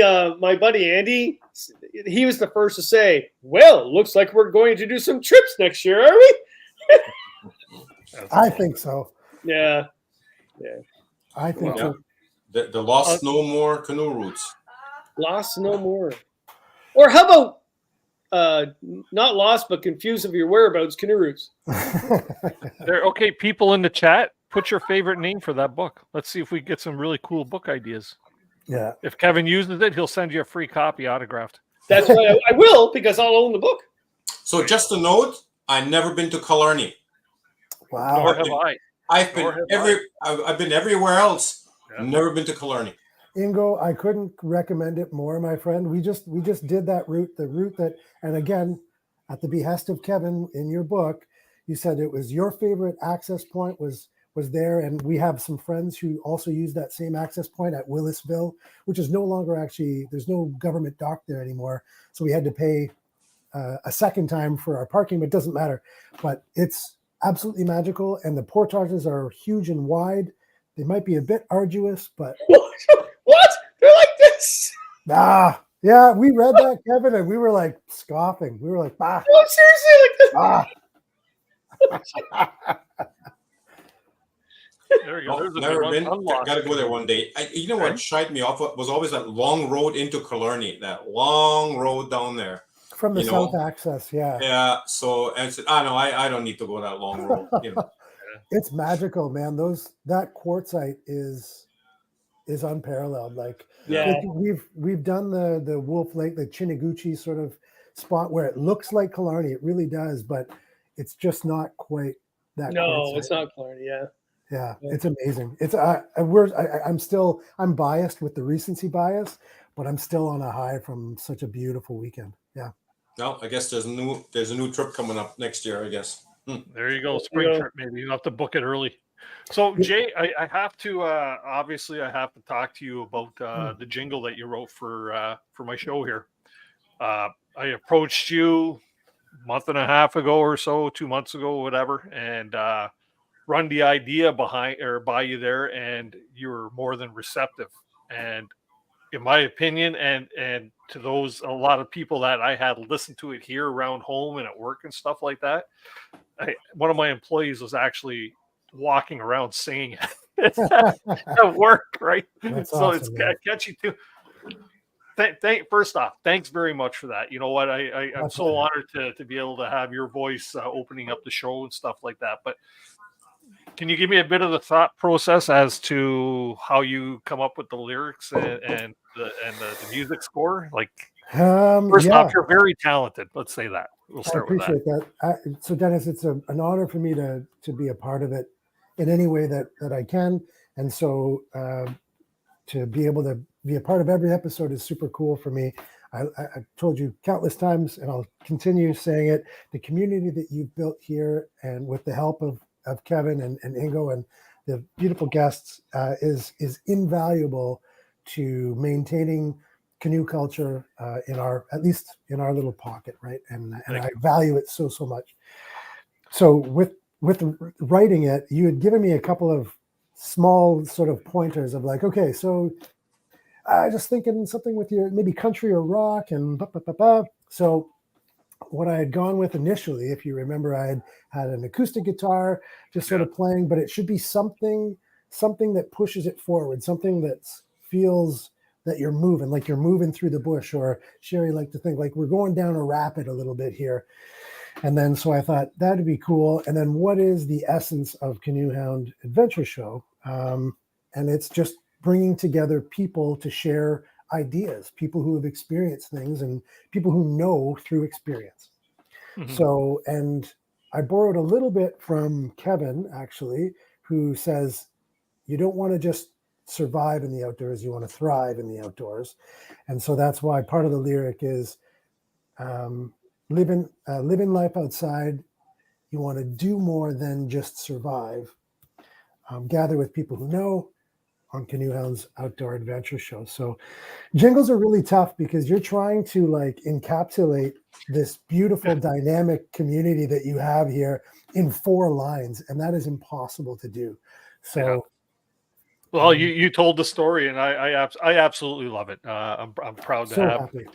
proud to have something that marks the show that has the Canoe Hound brand on it. But yeah, you know what? For any of you that might be interested in checking out some of Jay's music, visit jcasemusic.com, right? .com. Yeah, sure. Yeah, absolutely. Sure. Or just Yep. keep an eye out. I'm touring around various towns, so just keep an eye out. If you see a tour bus with a red Novacraft canoe on it, that's probably me. A tour bus with a canoe on it. Beautiful. So my brother, he drove up to Wickstead with Dennis, and he's up in Wickstead. He steps out of the truck, and that's all he's humming. I don't know how many times you must have played that jingle all the way up there. Right? Hey, you know what? I think I played it twice. Gotta be more than that. Once on the phone. No, okay. On the drive up there. It was once on the phone, and then the other time I piped it through the stereo in the truck because it sounds better, right? With better speakers than a cell phone. But I'm so happy to be able to help. And that's got my cousin TJ on the drums live from Nashville. And then I played the rest of the stuff, and it was just it's an absolute honor. And I thank you for you even sent me a version that had banjo in it. Was that you played the banjo? Oh yeah, of course. Yeah. I wouldn't have been opposed to having a little bit of the banjo in the background. It's all about the vibe of what fits with the show, right? So I was like, you said country, so I brought a little bit of country, acoustic guitar and banjo. Yeah. Jay, I played in a bar in a band when I was up there called the New Toronto. Is that still around? The New Toronto. My gosh, you are so you went to school here when I was 1, I think. And that's not to say anything, Kevin, to the detriment. We're still doing the same trips that you are, but no, the New Toronto is long since been torn down. Right, along with the Purple Lantern. Sorry, my friend. Oh my God, my life is hell. Well, that was 40 years ago, brother. Oh, I'm sorry to put a hard date stamp on it, but yeah. Jay, did you ever get your paddles back? No. So no. Okay, so tell everybody about it because maybe somebody in here knows about your paddles. Oh my gosh, you're giving me far too much leeway here with the people's time, but. So quickly, when we did the Steel River trip this spring, we had a lovely pair of folks called Mum and Grum, and they made custom paddles for us out of literally wood that was from his father's attic that had been harvested from their property in the area. Beautiful bird's eye, beautiful mahogany and walnut, and it's just amazing. One-of-a-kind paddles. He had given us paddles to try for a couple of weeks, and we could pick out all the specifications that we liked out of the best of them.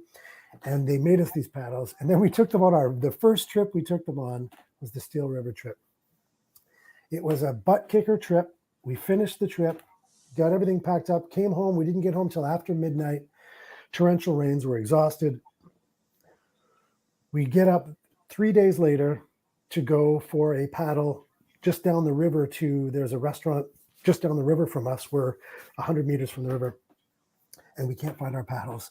So we're just panicking, and we tear apart the house. We tear apart the car. We tear apart the garage. We tear apart everything. The paddles aren't here. So one of two things happened. Either we were so, and I don't think this is what happened, but it's possible, I suppose, that we left the paddles at the takeout on Santoy Lake, and we just drove off.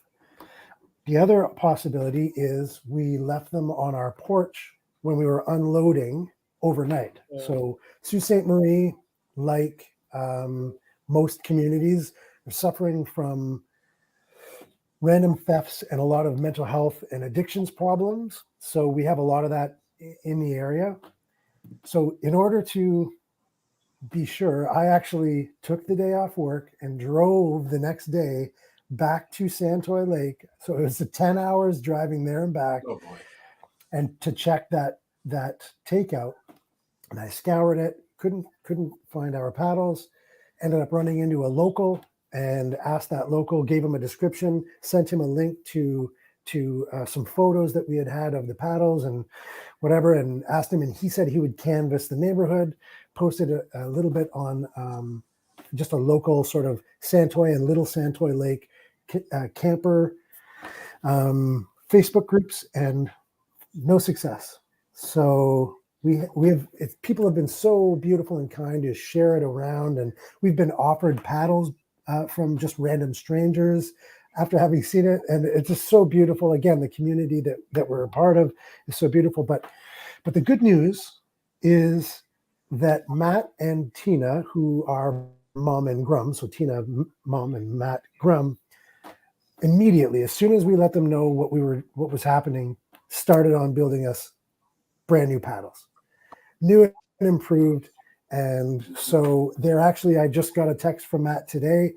They are ready tomorrow for us to pick up, and they'll be ready for us to take on our next trip. So they're copies, but apparently just a little bit improved from those. But so yeah, we weren't able to find the originals, but hopefully our next canoe trip, which we have a canoe trip on the French River planned very shortly with a friend that you guys probably know, and we're going to be taking those paddles with us to put them through the paces and not leave them anywhere. I was going to say you're going to have a tight grip on those things. We're going to sleep with the darn things.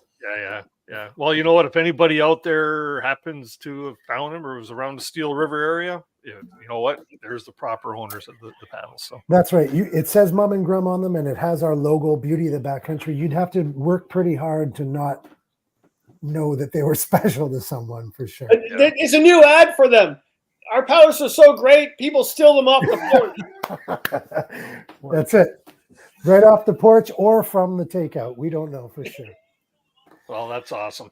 Yeah. Well, man, hey, like once again, thanks very much for the jingle. It's gonna be donning the show, but hopefully you find that. And wow, man, who you going to French River with? Can you say? Yeah, I'm sure I can. It's not. I don't think it's a secret. We're gonna go with Cohen, the Dutch explorer. Mm-hmm. Yeah, oh, that's cool. So we're gonna go for the Thanksgiving weekend. We're gonna do a little trek down the a portion of the old Voyageurs Trail.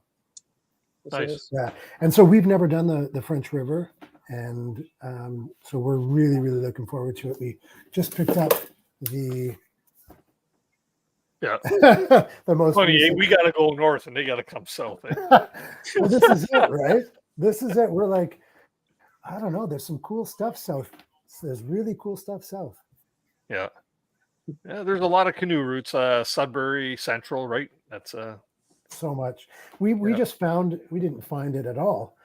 It was handed to us on a silver platter by Brad Jennings in our backyard. These are lakes that I have gone to in my youth that I used to snowshoe to or snow machine to do ice fishing, and it's called the Jarvis Township Loop.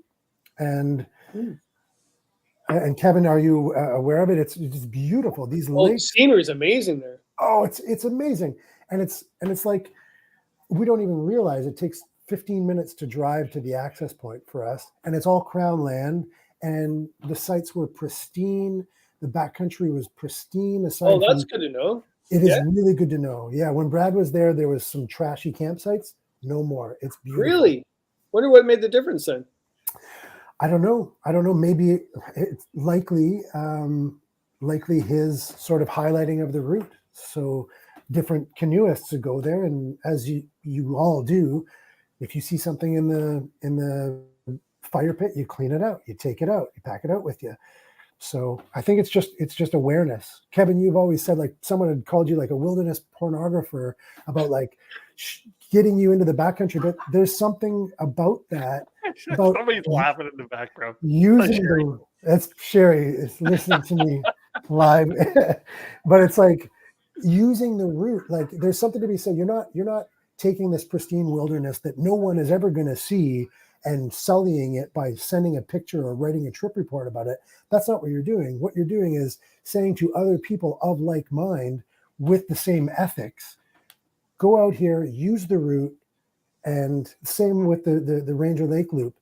there are people that we've made friends with now who are just people of like mind. Those are the same people that will clean up a dirty campsite, likely left there from someone who accessed in the winter with a snow machine and half a case of Pabst. You know what I mean? But the people who are doing those tough portages and stuff, those people are going to care for the land and they're going to care for the route. So Yeah. I think that's probably the reason that we see the improvements in these what would be lost canoe routes. Yeah, it's a cool thing because like I have rules and stipulations when I talk about a route. Like the Still River route, that's a waterway provincial park. So everybody says, "Oh, you told everybody the secret." It's not a freaking secret. They just don't manage it, right? And that's their problem. Or the Ranger Lake Loop. So I don't promote routes that can't handle the pressure of the people. Good story today for everybody. So I was with my Oshawa guys. We're at Darlington Park, even though we're not allowed near the water, but I didn't give a shit anymore. So I really don't care anymore. I got my other group and we're walking the beach, and this is a beautiful moment. And I saw some garbage and I picked it up and I put it in my pack. I didn't say a word, just put it in my pack. I was washing the shore. 5 minutes later, someone else picked some garbage up. And I didn't say a word. I didn't preach, nothing. And by the end of it, we're cleaning the beach up. And I didn't sort of say, well, you know, they just looked at me doing it. And then they wanted to do the same thing. And yeah, you got to remember that. Like you think, sometimes you think the world's all gone to hell, but they start picking garbage up. And we walked the shoreline, which I was not allowed to do. But I did. What are they going to do? Fire me? I'm 60 years old soon. You're about to retire on all those millions that you make according to Wikipedia. That's a running joke. I can't retire because I don't have any benefits, whatever. So I'll still be picking garbage up for a while. But anyway. Hey, Kevin, It's funny, Jay. Kevin, You mentioned Jay or Brad and Leah. When we were actually driving up to Wabakimi, I got a text on my phone, and we passed them on the highway. I guess they recognized the canoe on the roof or something, right? Oh, well. Yeah, they told them turn around. I think they were coming back from their big Manitoba trip that they did. Mm-hmm. So yeah. Kevin, what year were you born? 1963. After John Kennedy was shot, and my mom said I replaced him. Oh dear, that's big shoes to fill. Sorry, I've had a long day. I'm just shooting out of my head. No, I'm a Sagittarius, so that explains a lot. So you're late. You're late. You're late November, early December. Well, yeah, because when I went to the Sioux College, I wasn't even 18 yet because it was a late bloomer. So that's how I thought it was going to be tough getting into the bars and get carded, but no, it was good. Okay. Hey, Kevin, do we need to relive another roast of Kevin Callan for your 60th or what? We should never relive that. That was a fun show. You know what? If money goes to charity again, yes, I'll do that. But we have to have new people on. We can't have the other people because they've already made fun of me. Do you have any other friends? Oh, no. It doesn't need to be friends. I'm sending your core on there, man. We had Andy, we had Tim. Oh my God! Yeah, Tim was good. Yeah, I'm on trip with all of them in a couple of days. They're all coming here, sleeping here tomorrow night.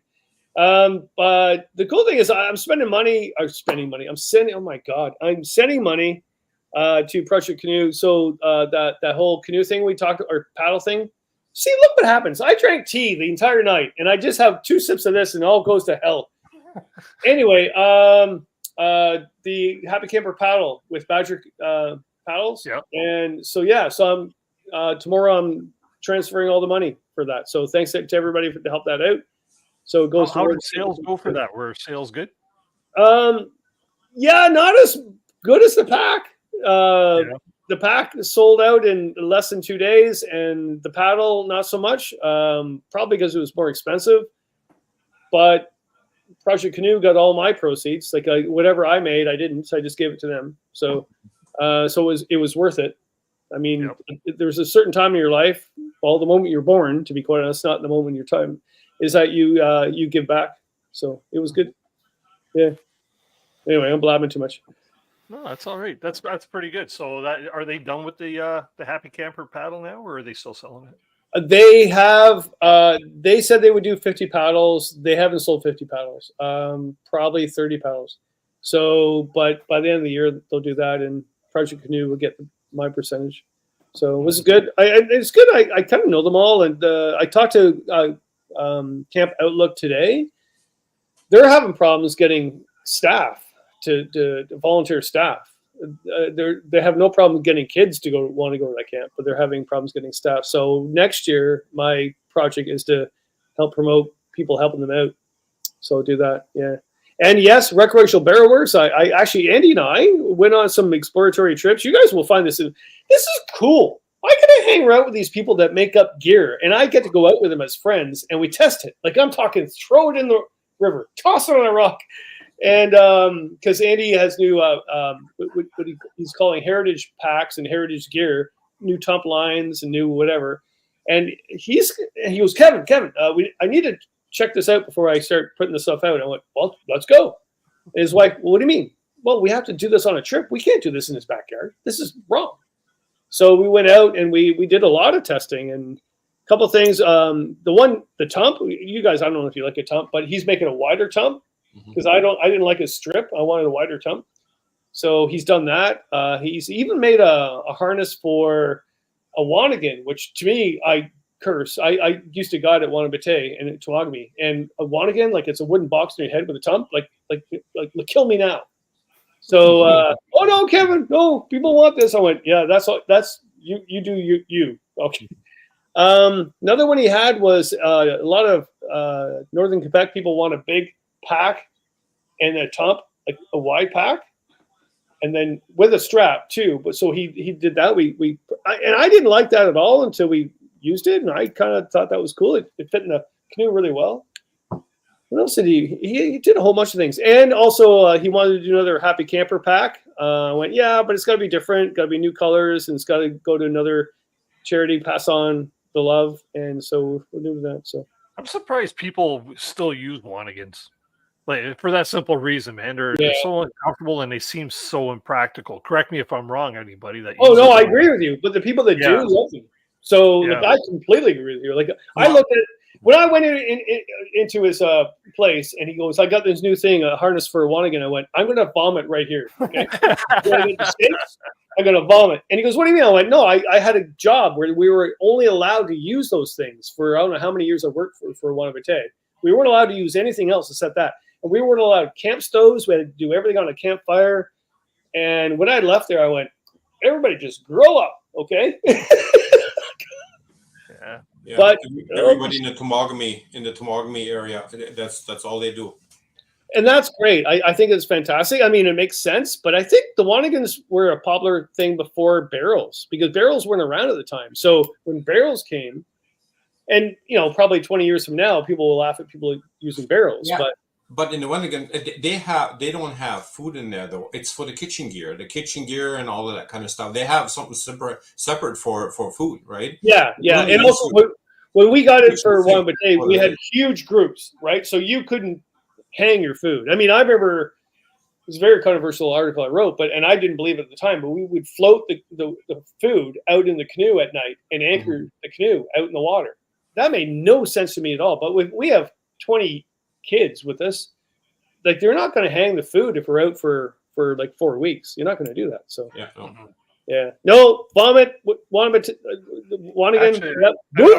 I was watching a Wabakimi video the other night. There, this two older couples that were doing this canoe route up there, and that's what they had for their kitchen gear is a Wanigan, right? But it was really cool because the lid come off and they put these poles in the corner and it made a big table, like standing height.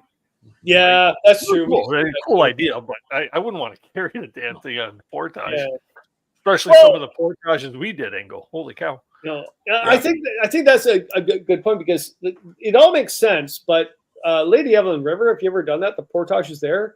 It's like a giant had a bag of marbles and just threw it in front of you, right? There's rocks everywhere. And to have a Wanigan with it, when I'm a believer of a tump, so I'm not knocking a tump, but to have it just a tump, and you're walking across these marbles, whew, you're done. Yeah. Neck breaking.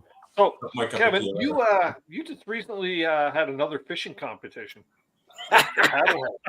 Well, What can you tell us about that? Well, they're not. I think they're in the chat. I think. are they really? Well, I gotta watch what I'm saying. Have another drink, Kevin. Who was the champion? Videos are out, right? Oh, I gotta say for numbers, they won, but being ethical and have moral values in life, no, they did In not. life. In life. I like it. No, they're great guys. Ben and Adam, they're really good guys. I love them to bits. I love their show. I wish a lot more people watch their YouTube channel. Like, I mean, they do a lot of work with that. And so my buddy, Ashley, Speedo Man, last year, him and I had a fish off with them. And they won because I lied. I love that their new video. If you watch my version of the video and I show a clip of them, back behind Adam there's a sign saying Kevin Callan is a liar.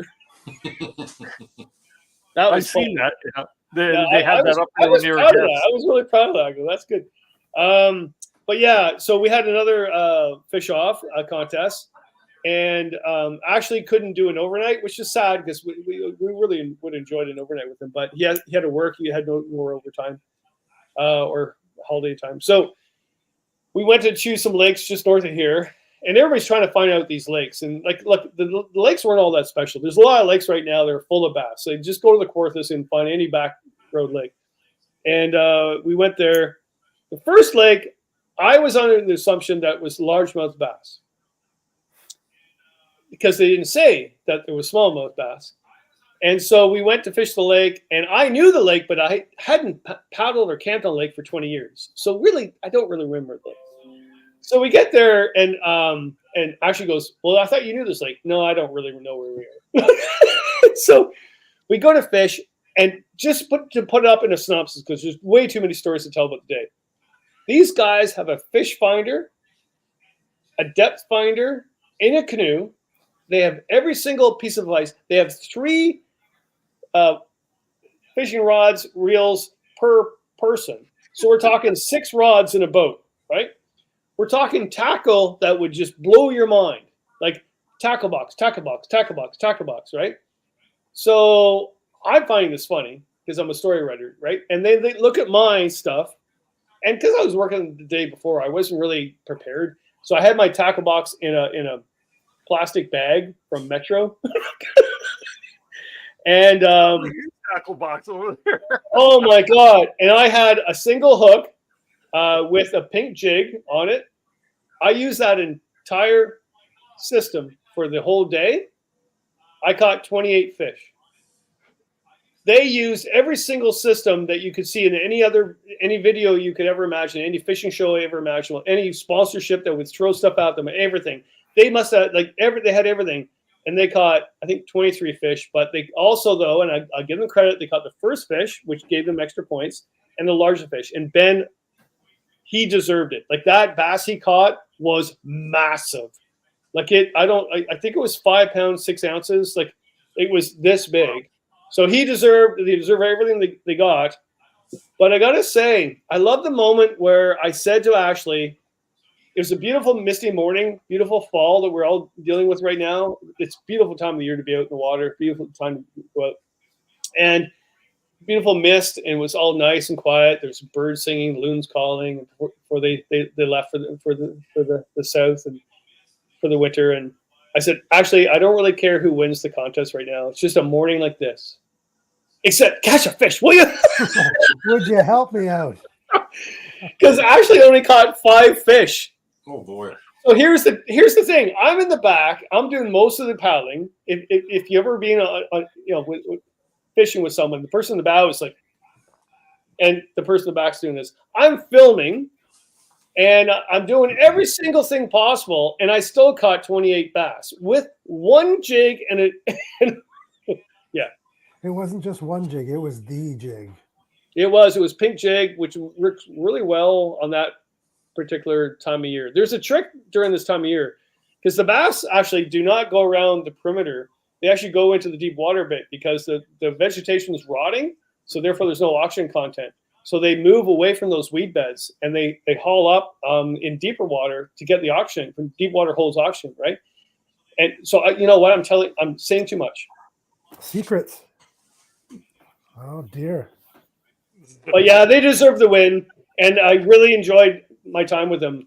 You really got to watch their video, and I got to say, I love watching both videos, my version and their version. Totally different video versions for YouTubers out there. For you guys to go out with another YouTube group, should you do that or not? Because it's like, well, it's the same thing. No, it's not. Because if you watch my version and their version, totally different artistic licenses and values. And I've always said that. I've always said I enjoy like when you get like collaborations, or you get groups of YouTubers going out there and shooting the same footage.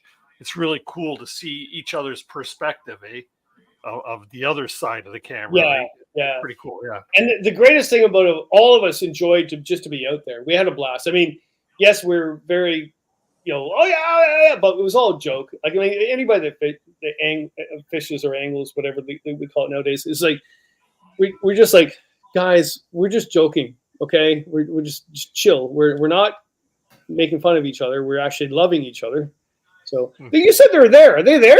They should make. I thought I seen them in here earlier. Maybe they ducked out when they. I scared them off. I scared them off. That's possible. With your pink They're jib. afraid of competition, right? You scared them off. So, with your pink Ingo, jib. have you ever known anybody to go all the way to Wabakimi and carry their fishing pole and rod and not use it once? No. This sounds like a question he No. knows the answer to. Oh yeah, Dennis kept me so busy. I never had a chance to fish. He always had some other ideas. I never got to get my fishing. I don't know, in the man. water. I was fishing all the time, man. My rod That's is in right. the water catching, and Ingo's standing there just doing this, right? I go, when are you going to take your spare paddle off that fishing rod and throw a couple casts? The only casts he threw were with my rod. I think I handed them to Rod when I had to go for a piss or something. And I got a fish. And he got a fish. You always fish at a point where you can't keep the fish, right? And I don't know. I just go fishing to keep the fish. We were the other side of the waterfall. We didn't want to portage to fish and blah blah blah. When we got to the campsite to go fishing, it was too late. Yeah, just the way. But the fish fry we had was awesome. Yeah. Wow. I got someone to say there that's wrong. It's like you went to Wabakimi and didn't use your fishing rod. It's like it's like a no. I there's so many things I can say it's wrong. I know. As you always say, that's wrong. That's so wrong. That's wrong. That's sacrilege, man. Come on. It's like going to a discotheque and you never gotta go back to dancing. Wabakimi. Yeah, it's like going to do a disco dancing award and not wearing a white suit. Yeah. Well, never dancing, never getting on the floor. Yeah. I don't think that was the last time at Wabakimi. So next time I go, I'll make a fishing trip out of it. How's that? Perfect. All right. Okay. You could sit in the But our bow canoe while trip Dennis was a paddles fishing around. trip too. It's the same thing, dude. Oh my God. The last time I was at Wabakimi, you didn't need a fishing rod. You just put your toe in the water, you catch a fish. Yeah. I caught fish 4 out of my first 5 casts. Yeah. Right.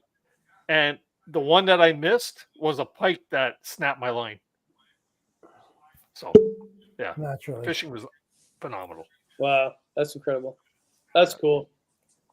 Like you Yeah. say, in any moving water, you drop a line, you're catching a fish. It didn't matter. Yeah, but we were up at South Spruce and we caught some fish, and I caught as many as you did, and then in Wickstead we did some fishing. So yeah, Wabakimi just wasn't. Yeah, it just happened that way. Just happened. I've been on trips where I'm just the Mississippi River that I did with Andy. Amazing fishing, but we had no time to fish. We were just paddling all the time to get distance. So everybody goes, I can't believe you didn't fish the whole Mississippi River. I went, well, it's a different trip. Like the trip wasn't made for fishing. So yeah. You read that down there, Ingo? Okay. Master fisherman. Yeah. Oh dear. Thanks, Dan. It still hurts. It doesn't count when you put dynamite in the water, Dennis. Okay, it doesn't count. Oh dear. A little bit of dynamite. Wow, man.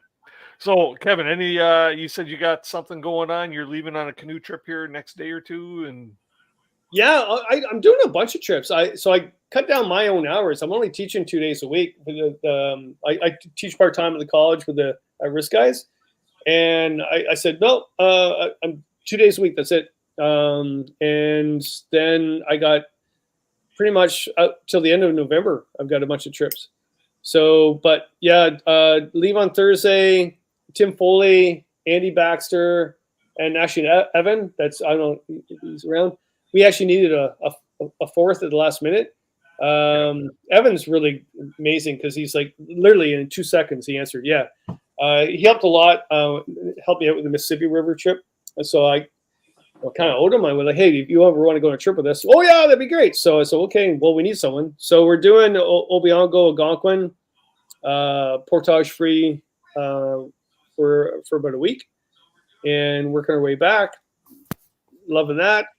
Christine and I will be going out doing some hot tenting, late season canoeing. So with the hot tent, but in the canoe, so the ice isn't formed on the lake yet. So we're doing that. I think her dog Oliver will probably die. I don't know, but hey, no making wishes on this show. I know. No, sorry, will not die.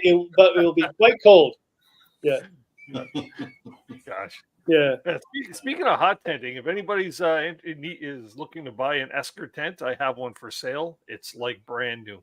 It's like no stains, no rips, no tears. Been used twice. Perfect shape, been dried proper, stored proper. It's a good deal. Reach out. I'll let you know. Oh, look, paddleheads are here. They all of a sudden they're taking their kids to bed. So that shows the age. Okay. So yeah, they're back. Okay. Good thing we didn't talk about them much, did we? Yeah. So Paddleheads wants to have their rendition of the misadventures. Go ahead. Yeah. No. Too late. we're ready to close the show up for tonight. So. Yeah. Okay, sir, Paddleheads, you missed out. You snoozed and lose, fellas. Yeah. That's okay. Kevin give you your fair due, and he admitted defeat. So, yep. No, they won. They really did. The amount of I caught more bass. I think. They said we had to film every bass. I don't know if I filmed every bass. I could care less. If there's a certain point, I really don't care.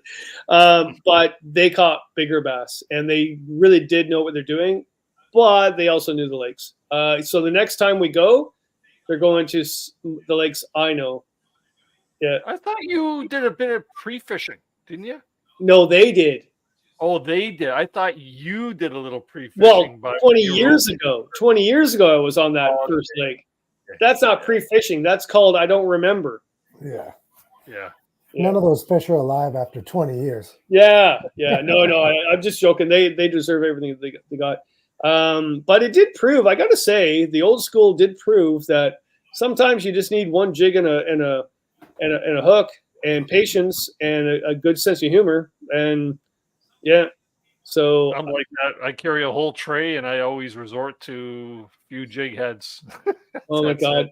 Tonight, if you've got nothing to do tonight, everybody watch both videos, and every time someone catches a fish, take a shot.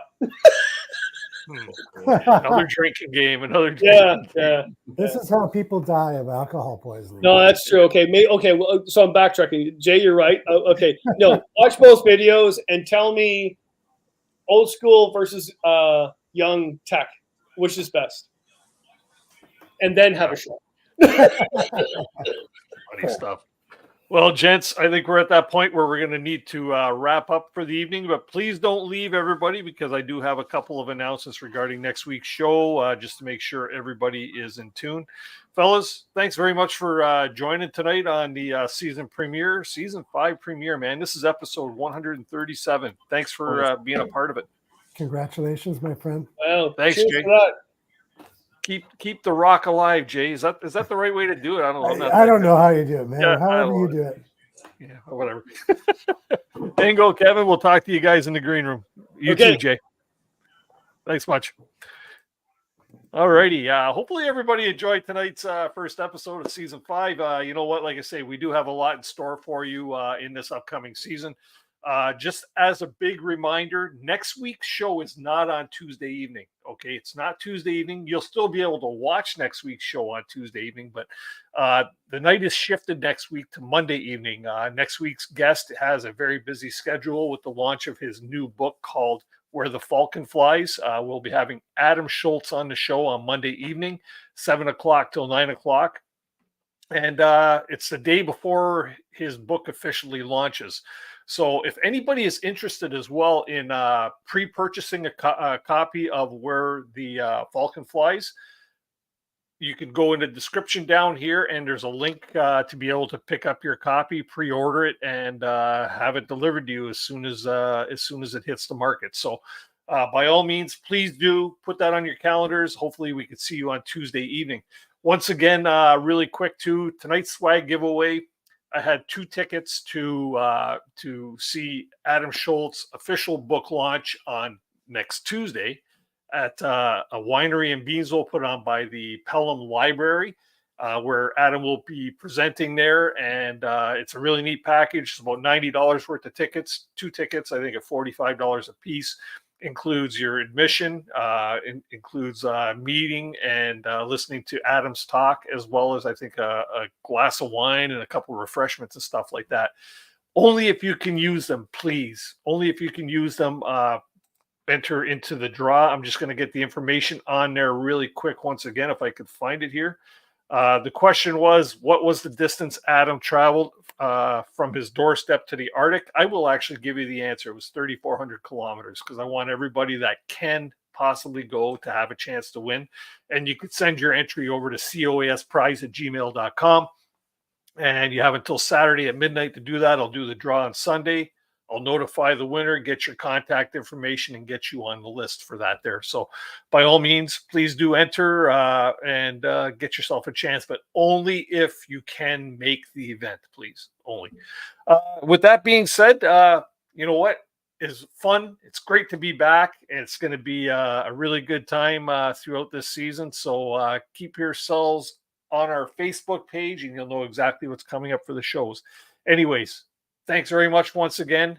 Everybody have a great week. See you on Monday, and keep the adventures alive.